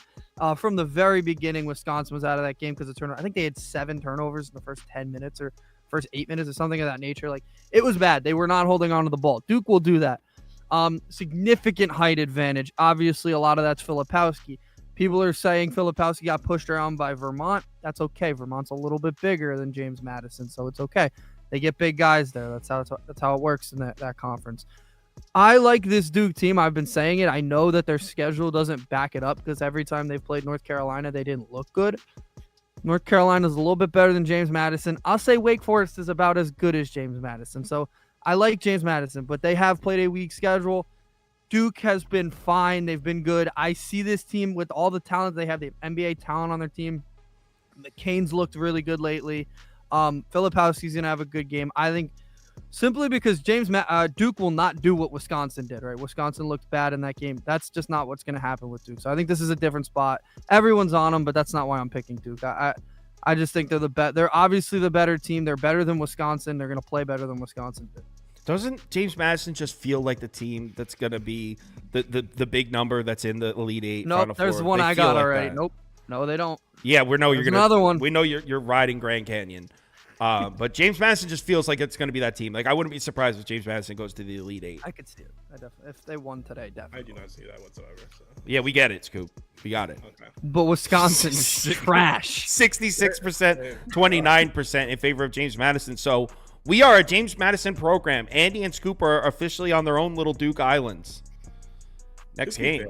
Shout on out the to other side of NC the State. island. Shout out to NC State for making Duke's schedule look somewhat decent over the past. They beat Baylor, no? Didn't they beat Baylor? Or That was earlier in the okay, so everything's Yes, they not beat them early in, here. in There we go. December. Let's Yes, have- correct. There you go. Let's just Like make I up for said, it now. the last 3 weeks. I said Anything that'll make your argument better.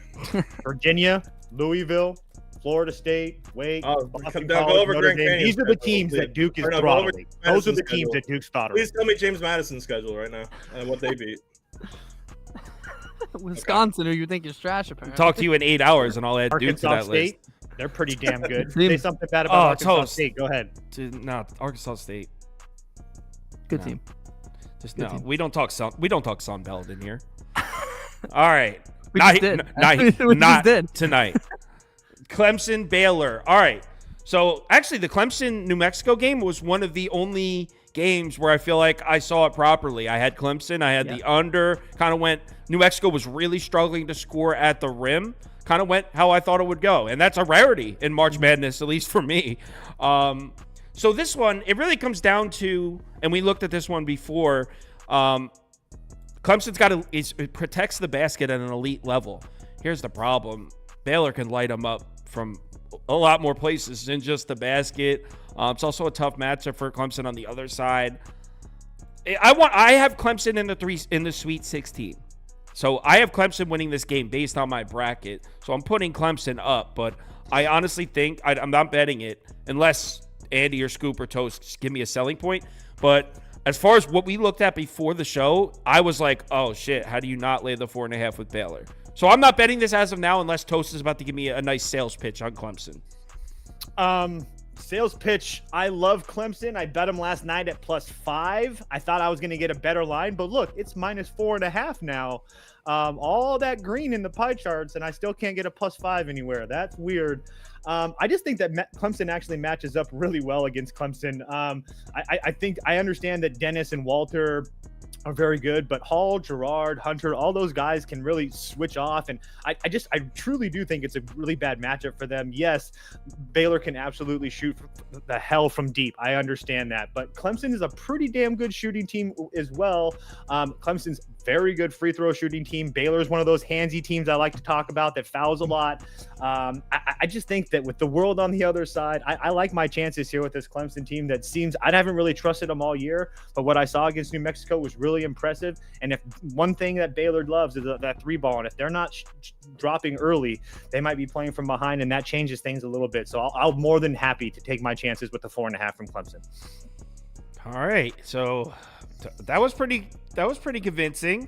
Still don't like what I looked at on those spreadsheets before we started, but that was, I might be down to bet Clemson. Let's see what young Andrew has to say.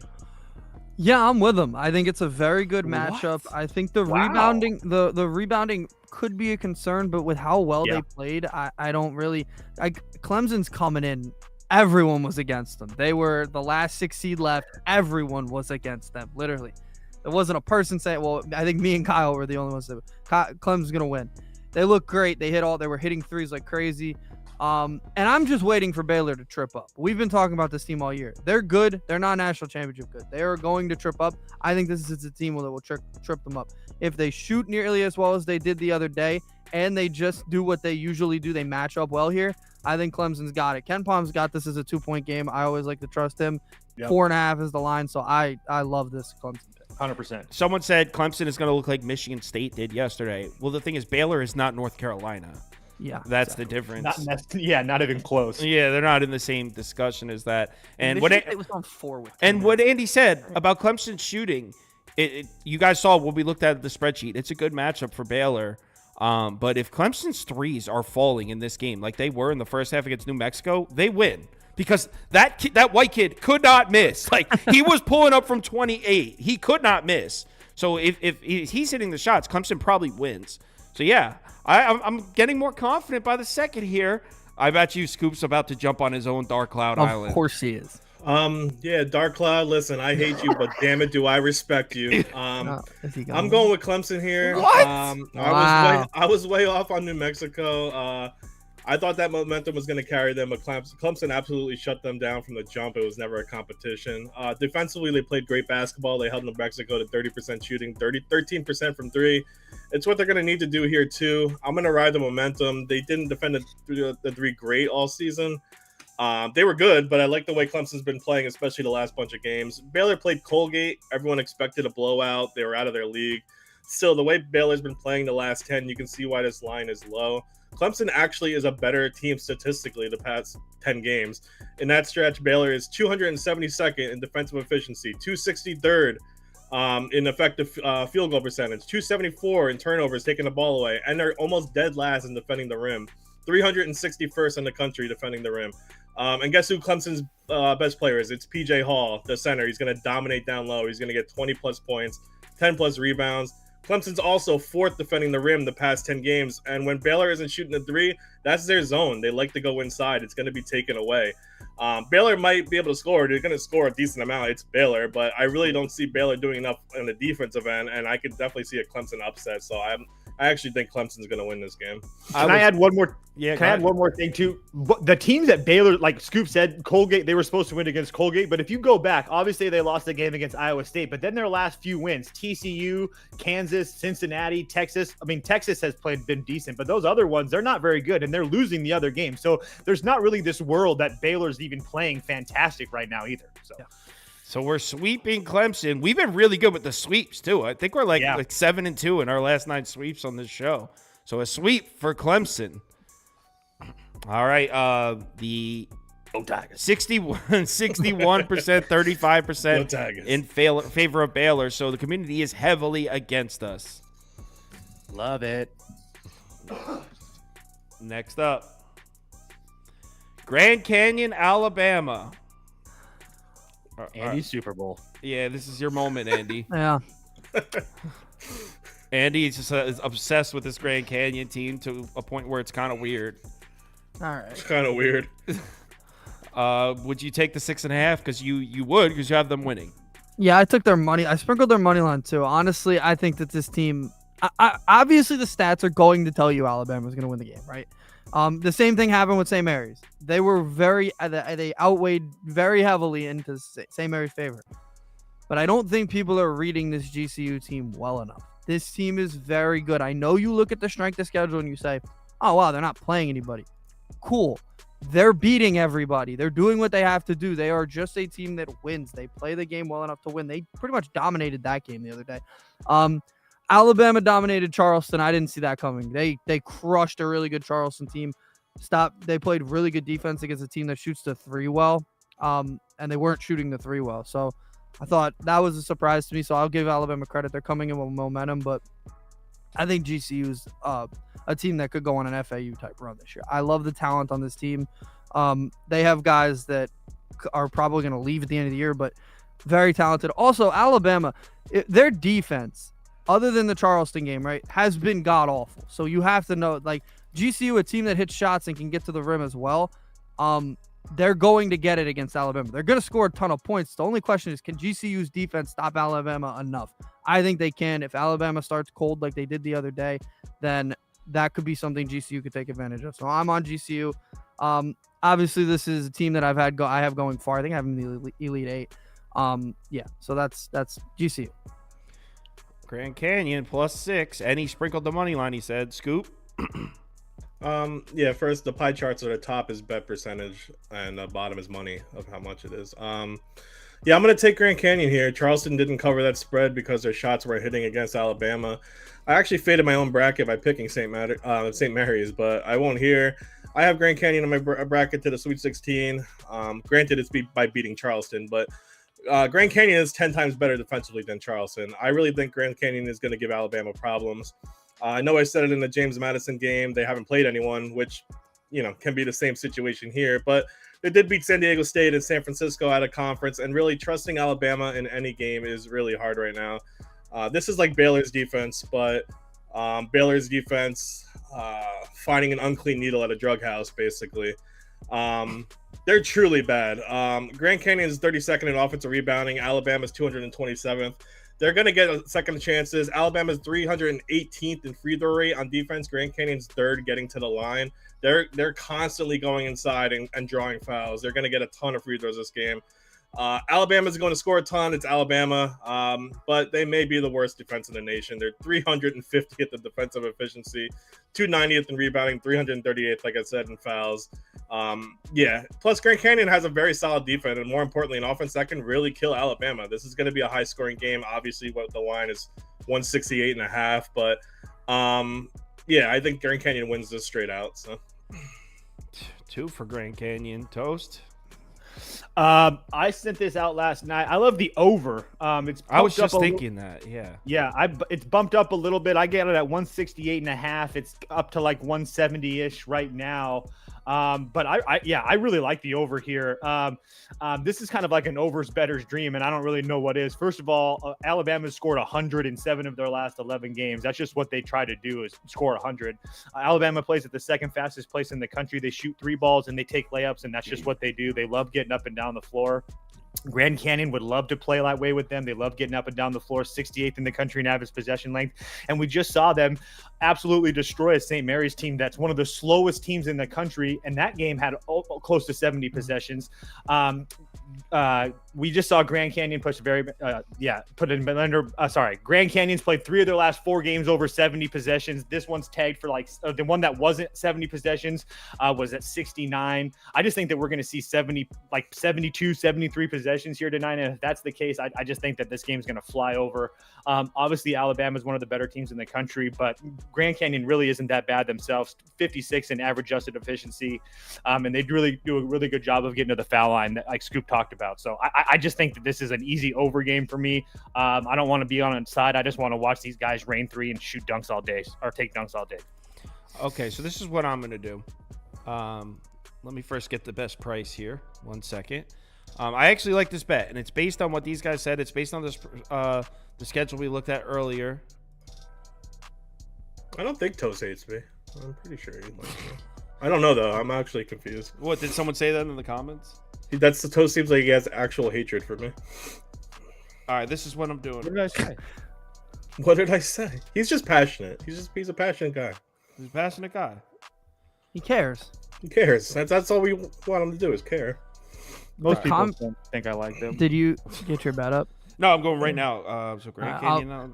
The comments are proving my point. Everybody's calling GCU an online university. They're a nothing university, blah, blah, blah. You're literally proving my point. I said to you, people don't understand what GCU is actually doing. They are getting to a level, and I know it might be a little bit of an overreaction. Correct me if I'm wrong, Toast. They're going to get to a level of a St. Mary's or Gonzaga. Maybe not to the level of Gonzaga. They're going to be at least to the St. Mary's level. They're probably going to move conferences soon. They have private school money, right? They're a private institution. They have a lot of money in that program, and it's just going to keep getting better. So the way you're looking at them now is the same way people looked at Gonzaga, same way people looked at St. Mary's. They are growing to become a top program here. All right, you can say like St. Mary's. St. Mary's. I won't say Gonzaga. What do you guys think of this? Grand Canyon team total over 81.5.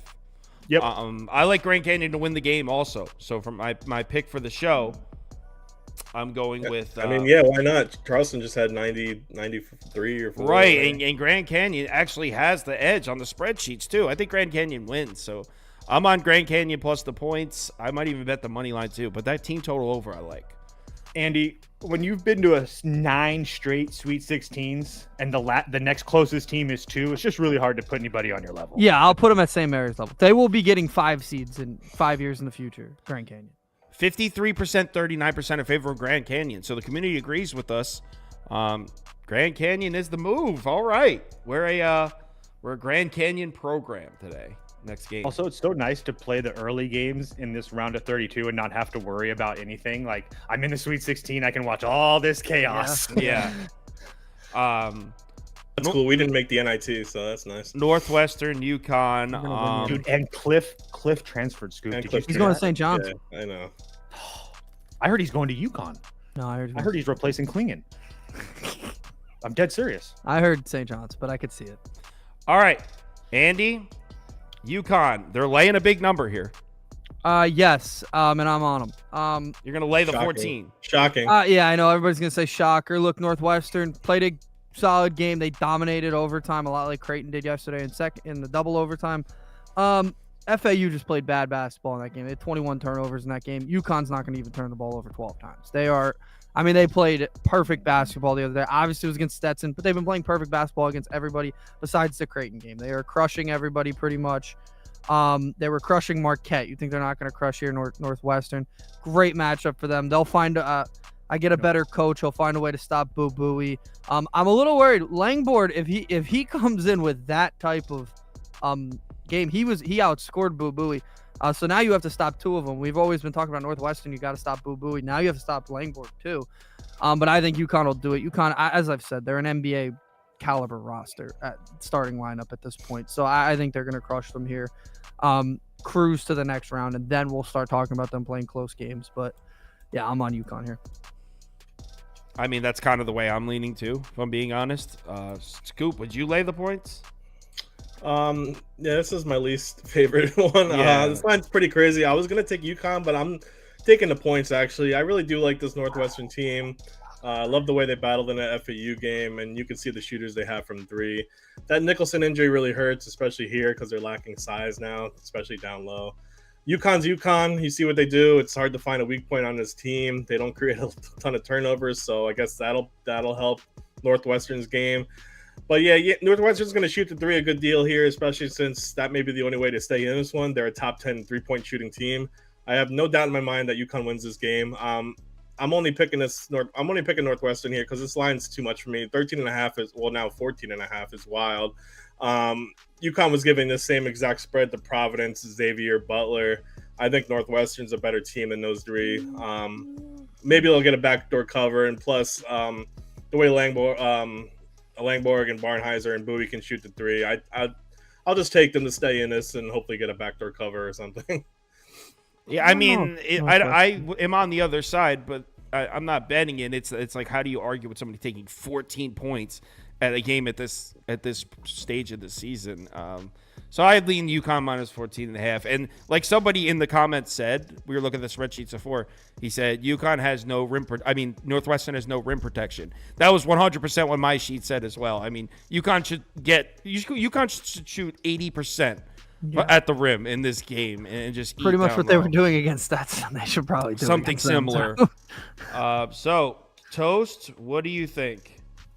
Yeah, I bet Northwestern. I'm just waiting to see if I can get the best line. I actually think it's a really nice spot to play Northwestern. Not that I think that they're going to win this basketball game, but just look at the styles of play that these two teams play. Neither one of these teams get up and down the court. UConn 293 in average possession length, Northwestern 328 in average possession length. So at no point are you going to think that this game's going to be going up and down.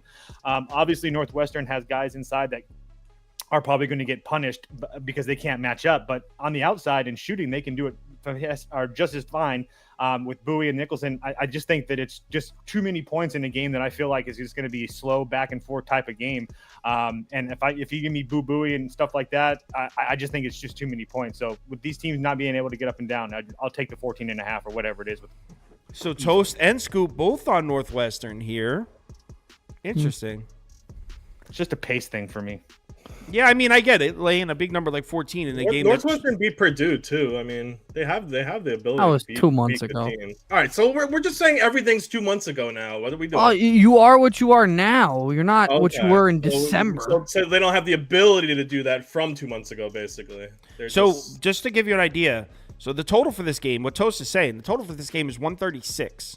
The 14.5 point spread. So essentially, Northwestern has to hit 60 to cover this number. Like it's not. That's what. And we're talking about a game that odds makers are expecting to be very slow paced. Covering 14.5 is not easy in that kind of game. I mean, I'm still on UConn, but there is a case to be made for the other side. UConn can completely dominate this game and not cover this number. It's very possible. Fair. Absolutely. Yeah. So, all right, let's. By the way, 65%, 23% in favor of Connecticut. Next up, Texas A&M, Houston.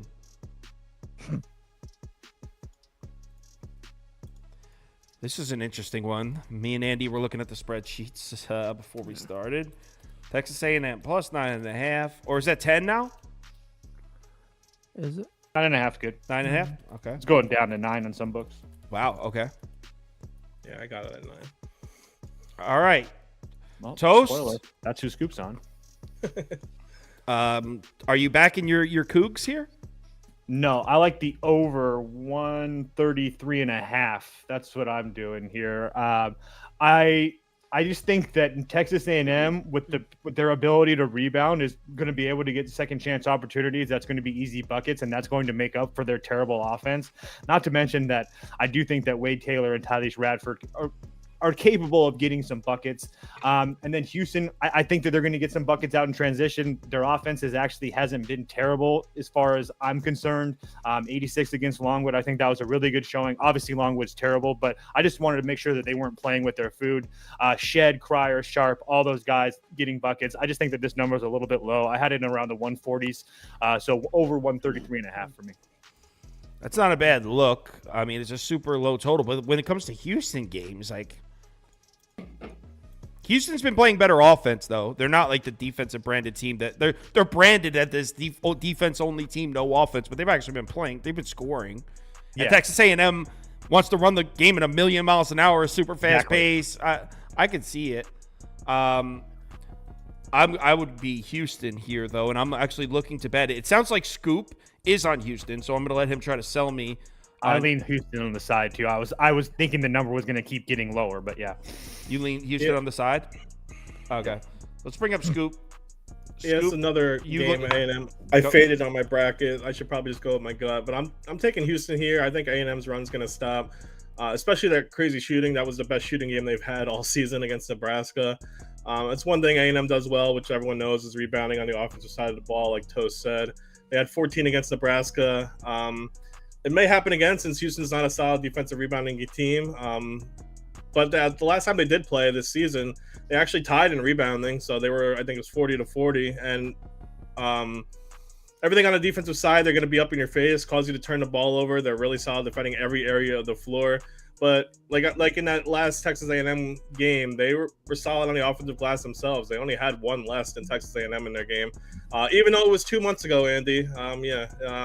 They'll still get plenty of second chance opportunities. I'm not taking a team that's 340th in effective field goal percentage against a number 2 team in defensive field goal percentage.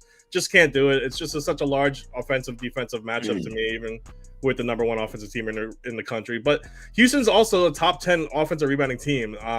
I like Houston here. I can't do it. I'll lay the points with Houston. Andy, are we sweeping Houston? No, I'm gonna stick with A&M.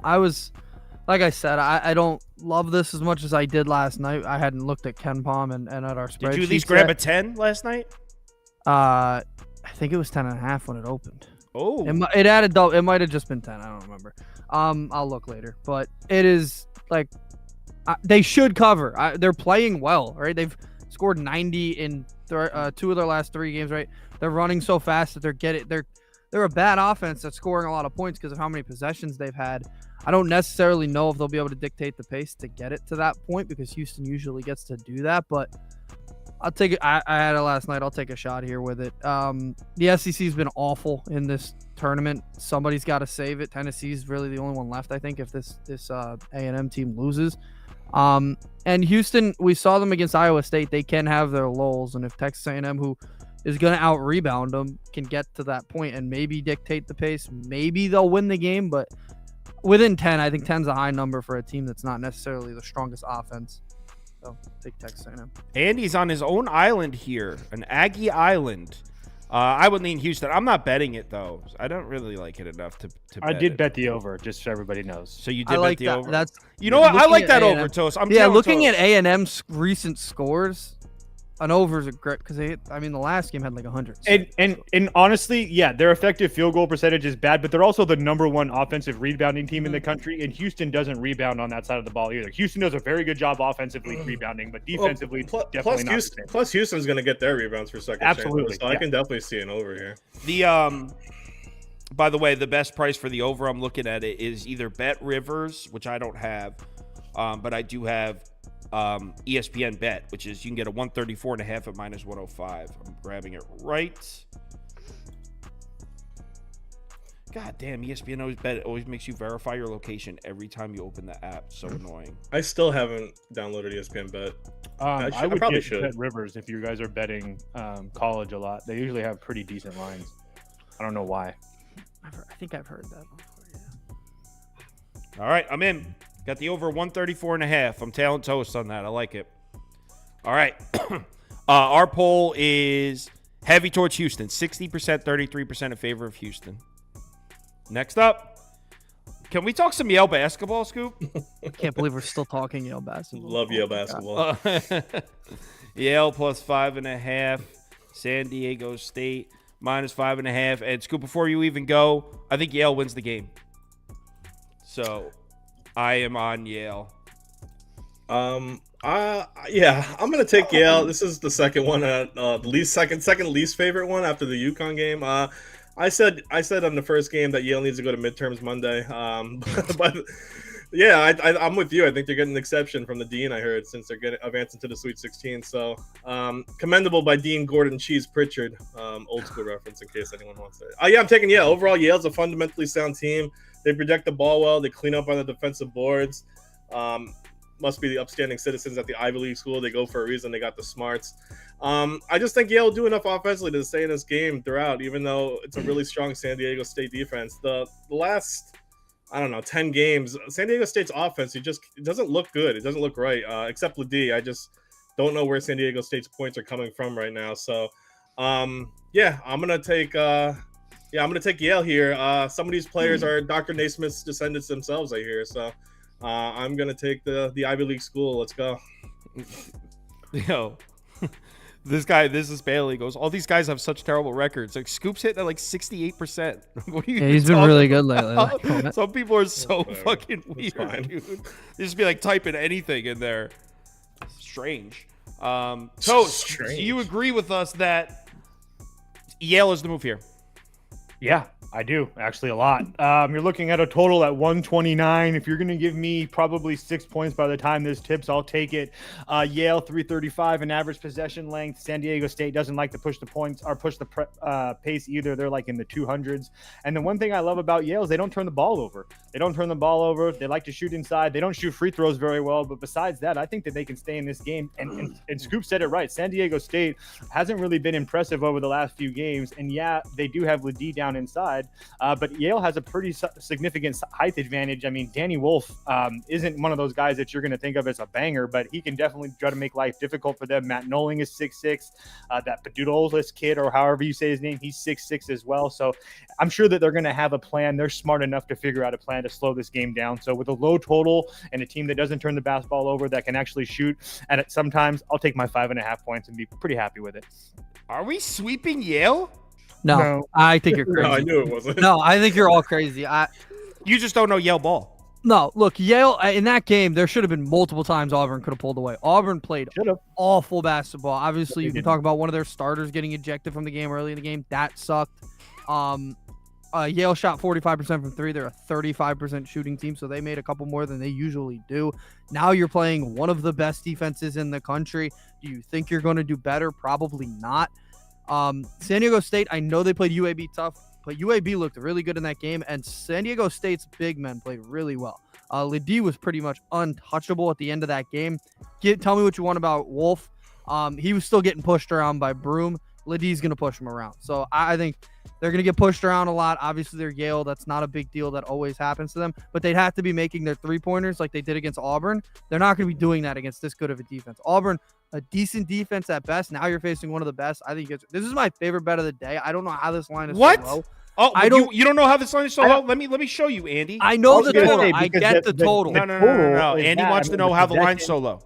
Andy wants to know. I think everybody's so crazy. I think we're getting a little crazy about how well Yale played the other day. They didn't play that well. It has nothing to do with how well they played. It's just if you look at the total. Really? I mean, No, I get the total. It should be a low-scoring game, but still, you think Yale's going to score a bunch of points? This segment is called score a whole bunch of points. I need them to put up like 55. They're losing by 10. This segment is called Teaching Andy Ball. There's a very important ball. There's a very important aspect of basketball, Andy. It's called making shots. San Diego State does not make shots. 310th in effective field goal percentage in the last 10. Want to try the last 5, Andy? Where's their offense in the last 5? San Diego State 309th in 3-point effective field goal percentage as well. Just Oh, terrible shooting 308. from They the- jumped up from 310 to 308 in the last 5. Andy's team doesn't make shots. I think you're both crazy. I think you're Yale wins, bro. Learn Can't something. wait for San Learn Diego yourself State to cover something, that. Andy. Can't wait. I'm betting Yale now. Do it. I already bet San Diego State last night. I think I do hate white. he was basketball 6.5 players, last night, but so I lost that. I feel But like Yale is a different breed. All right, money line. What's the most expensive? What the best money line I could get? Plus 195, plus 200 on MGM. That's me. You know what? Take a lesser one just to prove a point. that's good. All right, Taking 190 instead. Yeah, I'm taking this one. this one's called the Andy is incorrect bet. All right. Yep. All right, Yale money line plus 200. God damn, there's so many That's crazy. promos on these things. Welcome, Kyle. Would you like to participate in our? No, just let me place my bet. You don't want your $5 This is free all bet? Auburn's fault. Auburn, San Diego State would have been a great game. Yale money line, baby. Team Yale. All right, our wow, this one's split though. Look at the poll. We got 47%, 47%. Dead split. So Andy, you have some support in the comments. Even though when Andy said San Diego State, the comments kind of slammed him for it. Yeah, But there are some people no out ball. there. The people that are voting, no ball. It's fine. The silent voters, no ball. All right. You guys want to do top bets or community parlay first? What did we do first last time? Community parlay. Community parlay. All right, Yeah. we'll do community parlay first. All right. If you're new to the show, there's a lot of new people. We hit yesterday, right? Did it really? I think I we don't did. know, I can tell you remember. right now if it hit. Oh yeah, it had North Carolina in it. Was it all favorites? I think it was. Oh, it I hit. deleted it. What was it? I'll go back. I'll look at it. Someone go check right now. Why didn't I post it? I would have posted it if it hit, though. I feel like when it hits, somebody comments like community parlay hit, and then I find out that way. So The comments say it hit. Arizona, North Carolina, Tennessee. Oh, Mississippi. Yeah, they won. community parlay hit yesterday? Yep. Well, someone quit your channel because it didn't hit, so it's... Yeah, I know. That was hilarious. I'm It was done. only I'm 276. He's like, I'm done. The community parlay never hits. Like, dude, if you're watching for the community parlay, please watch somebody else. Please. Just get that shit out of here. All right, community parlay. I'd like to meet that person. I just want to see it with my own eyes. The IQ of a pile of bricks. All right, Colorado Marquette. They like Marquette. The baseball show is Beaver, Toast, and Kyle, usually. With a rotating fourth guest. They're Yeah, having Prop commission things, Beaver loves his baseball. So you get Prop Beaver every day during baseball season. Well, Yeah, I won't be on usually. James Madison, money line.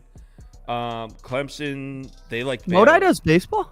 Oh yeah. He does. I didn't know that. He, Oh, that's cool. He does a dong report every day where he does like home run hitters. Calls it. I should He be on that side. literally calls it the Okay. dong report. So we're doing, because there's only 8 games, we're doing first and second place from this poll. Get in. So cast your votes. Yeah, baseball starts Thursday. And the baseball show, like I said, if you weren't here in the beginning, so what I'm going to do is there's like 2.5 weeks where NBA and baseball are on at the same time. I'm bumping the NBA show up to 3 p.m. and baseball will be after. The reason being, I know a lot of people love the NBA show, but our baseball show is like, it does really well. People really like our baseball show. It's one of the bigger draws on the channel, so that I need to give that the proper time slot, because we have a lot of fun. We talk a lot of shit on that show. That show's crazy. Speaking of that, make sure all you Braves fans show up day one. I got a special surprise for you. I wonder what he's gonna take. He couldn't possibly be fading the Braves, is he? No way. I think Kyle's giving me a soccer show on Saturdays, so that's gonna Yeah, be during cool. the summer, Scoop will have a MLS Saturday Not show. even MLS. I'll give you like for the week too, like what I like and shit. So Yeah, that's but gonna be those, good. I think the best way. No, I'll go over that. I'm just saying that, and like later in the week what I want. So everyone's clicking Marquette here, but the second place is like, all right. So you know what? We're not going to do the first 2. We'll just do Marquette, and those other 3, I'll give you another chance to vote on them, because it seems like it was pretty. Everyone liked Marquette. So now let's do the last 4. Maybe I like the Buffs too much. Yeah, you're completely alone on that one, huh? I love the Buffs today. Like Someone jumped in the comments, and I forget what it was. It's someone who's usually here that was like, Colorado's my top bet, and I can't remember. It's somebody that notable, someone that I know usually watches though. Derek, European soccer is probably going to end in the summer, so that's why. Well, okay, so the reason me and Scoop are going to do those Saturday MLS shows is because I don't know if you guys know this. In the summer, MLS does a Saturday night slate where every single team in the league plays between 7 and 10 p.m. So it's and there's a red zone channel. It's just like the NFL. Like, there's fucking 12 games on, and it's kind of awesome. I'm not even the biggest soccer guy. It's awesome. I can't even imagine that. It's very cool.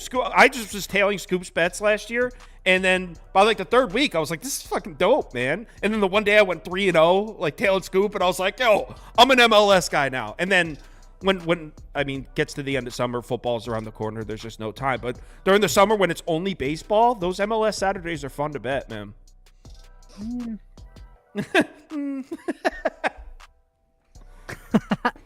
Not if I got day baseball on. A little bit of skepticism there. This would be good during the All-Star break, maybe. That'd be cool. But Why this guy keeps saying Clemson against Clemson and Duke against Duke? I don't understand. all right, so no, I know why he's doing that because he's. All right, I don't get the joke. Say that again? Toast when Toast was explaining both of those games, he accidentally said Clemson, and then he gave a point, and then he said they'll outplay Clemson, and he accidentally said, well, Duke will play, and this guy has been saying it the whole time because we can't make mistakes nowadays. I mean, come on, yeah, he made a dude. mistake, Shut up. That's why dude. he's saying that? Yes, he accidentally said Bro, that. who raises these freaks in the comments? You're all freaks. So we got Grand Canyon, Houston money line. This is why I don't read the comments. I shouldn't be. I don't know why I do. I don't know why. I'm I do. equally freaked out that Andy knew why he was saying No, it. because he did it. Thank you for me. Thank you for I that, realized Andy. it. Because I realized it when Scoop did it. I mean, Toast So I did realized it. Oh, well, you just fucked up now. It wasn't me. I know. They're gonna kill me for that. And James- I do that. saw it, and James I was Madison, like, Purdue, "Are you Baylor. James Madison, Especially Purdue, these early Baylor. ones. Oh, Just shit. defending my guy here. I like Toast. Purdue, Baylor. All right, this is the last leg of the community parlay. The reason I did these three separate is because in the first poll, everybody voted for Marquette, and these three were all kind of tied. So all you guys that voted for Marquette on the first one, who would you be the tiebreaker here? That's what we'll do. Yeah, I am able to mute people in the chat, but as long as they're not saying anything disrespectful, I mean, for the most part, I'm busting these guys' balls. Like I'm not really insulting them. I mean, maybe I do accidentally here and there, but I don't mean it as that. We're just having fun. There's really nothing that you guys could say that's going to hurt my feelings. So fire away. Just make sure you show up tomorrow too. That's all I care about. Will you guys be doing NFL spring football? Nah, I don't. We get really into baseball. Like, I don't think you guys get it. like on the live show, we go through we'll talk about a single game for like 8-9 minutes. Like, we get really into baseball. So baseball's pretty serious here at the Sauce Network. So when football's on in August, usually Prop Beaver bails on baseball in early August. I gave him till July. I said he'd make it. Nah, to July 30th. He'll make it till July 30th. The first losing day he has in August. But also, him doing that kind of helps us because when he bails on baseball, he makes right now, he bailed on basketball. And he's making the MLB sheet he's making us for the season is awesome. So he made a college football sheet for us last year. He Yeah, it doesn't was even all- care about he- college football. he does that because I told He's the him. GOAT. Yeah. He's the GOAT. I didn't know that, but he's still the GOAT. Yeah. I didn't know he did that. He did that because I'm his boss. That's true. All right, so I thought he just did that. Toast, we got Marquette money line, Grand Canyon money line, Houston money line, Purdue. So some chalky picks, but Grand Canyon money line should make it a little juicy. Yeah, 543. 543. Are you good? You got bro? it. You got it. You're good. Because I forget that you can't do Bet Rivers. So I was going to say a better one, and then I stopped because you can't say Bet Rivers. It's also fucking 7:30 in the morning. Leave me alone. Community parlay, Marquette money line, Grand Canyon money line, Houston money line, Purdue money line, 543 plus 543. All right, let's do top bets. And god damn it, I want to win one today. I went 0-2 with my top bets yesterday. Where are all the? Oh, I deleted them all. Okay, so you guys know what any of them are offhand? Yeah. Go ahead, Andy. San Diego State. Bad pick. And yeah, thanks. And Man, it was gonna be Marquette, but he's so confident it's not gonna be. I'm Don't be making scared. Connecticut. UConn minus 14.5 is a top bet. Connecticut. Yeah, I just took a minus 26.5 the other day. So don't be surprised. Do you know what top bet means? Yeah, it means the one I'm most It confident means in favorite happening. top bets. Why are these disappearing? Yeah, that's There we weird. go. There we go. Okay, so. All right, so for me, Yale's the top bet, no Oh, doubt. God. No Yale. doubt. 100% a top bet. Yale's winning. I have no idea what my second one's going to be. So if you guys want to shout yours out, Scoop, Toast. James Madison, Clemson, just because there's graphics. James for those. Madison. But I really like the Colorado team total over most. James Madison, I kind of like that one too. That might be big blind. Oh, you say Clemson too? Yep. So Clemson, and then Go Tigers. that's LSU. Just Oh, so is you it? know. Go Yeah, Tigers. that's LSU. But I mean, That's how much college football I watch. yeah, I Dude, know. this guy keeps asking about Colorado spread. We were 3-1 on that on Marquette. Just rewind. Toast likes Colorado a lot. Like he So was very Toast, your confident. favorite are Clemson and James Madison. I like those two. All right, Scoop.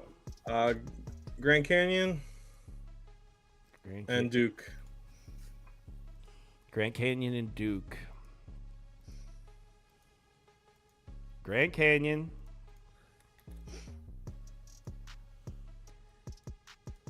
Damn, there's like a few I want to put as my top bets. I like James Madison. I like Grand Canyon. Definitely, I'm on Marquette, but that Marquette and Purdue definitely not making. Those are the only ones that like don't have a chance. I would say it's Grand Canyon or James Madison. What do you guys think? I mean, the Grand coach would say Canyon. James Madison, and I would say Grand Canyon. I like Grand Canyon. Let's do it, Scoop. I'm with you. I like Grand Canyon. So all right, so hold on. Let me put this up and then I'll read off everybody's top bets in case you're listening in a car. Okay, so here are everyone's top bets. Andy, San Diego State minus 5.5 and Yukon minus 14.5. You're actually the only person out of the four of us that has any favorites as their top bets, and you have two of them. That's a square move. I'm a square, huh? These squares have been getting paid this week. Yeah. Scoop's top bets. I have a favorite. Duke minus. Oh yeah, Scoop is a favorite too. I'm sorry. Scoop's top bets: Duke minus 7.5, Grand Canyon plus 6. My top bets: Grand Canyon plus 6, Yale plus 5.5. Toast top bets: James Madison plus 7.5, Clemson plus 4.5. Look at that timing. 12 o'clock on the nose. Enough time for you to grab something to eat before games start. Everyone, thanks for watching. There was 2,500 people in here. It's awesome. Yeah. Really appreciate all the support. We'll be back on Thursday with it. Wow. We have so Thursday is going to be this show, the NBA show, and MLB. Yes, dude. Like it's like Yeah, but this I don't one's even 4 know. games. Yeah, it's only 4 4 games. games. All right, so we will be back on Thursday for this with the March Madness stuff, and then we'll also have an MLB show and an NBA show that day. Holy shit. Yeah, if you guys want to see me mess up some numbers talking basketball and baseball, it's gonna be a fun one for that one. Yeah, holy shit. I'm about to send them text and be like, yeah, don't expect to hear from me for a couple weeks. I know. That's my wife, like whatever. All right, everyone, have a good day. Remember to bet responsibly. Thanks for watching. I probably am not going to be back for an You know what? I might be able to. I'm going to try to get back for an NBA show. If not, I'll be back tomorrow with the NBA. Everyone, have a great day. By the way, you can find my bets for the NBA on the website. I didn't post them yet. I only went through 2 of the 6 games. I got 4 more to get through, but I'll post them on the website, KyleKirms.com. Everyone have a good day. Later. Yeah.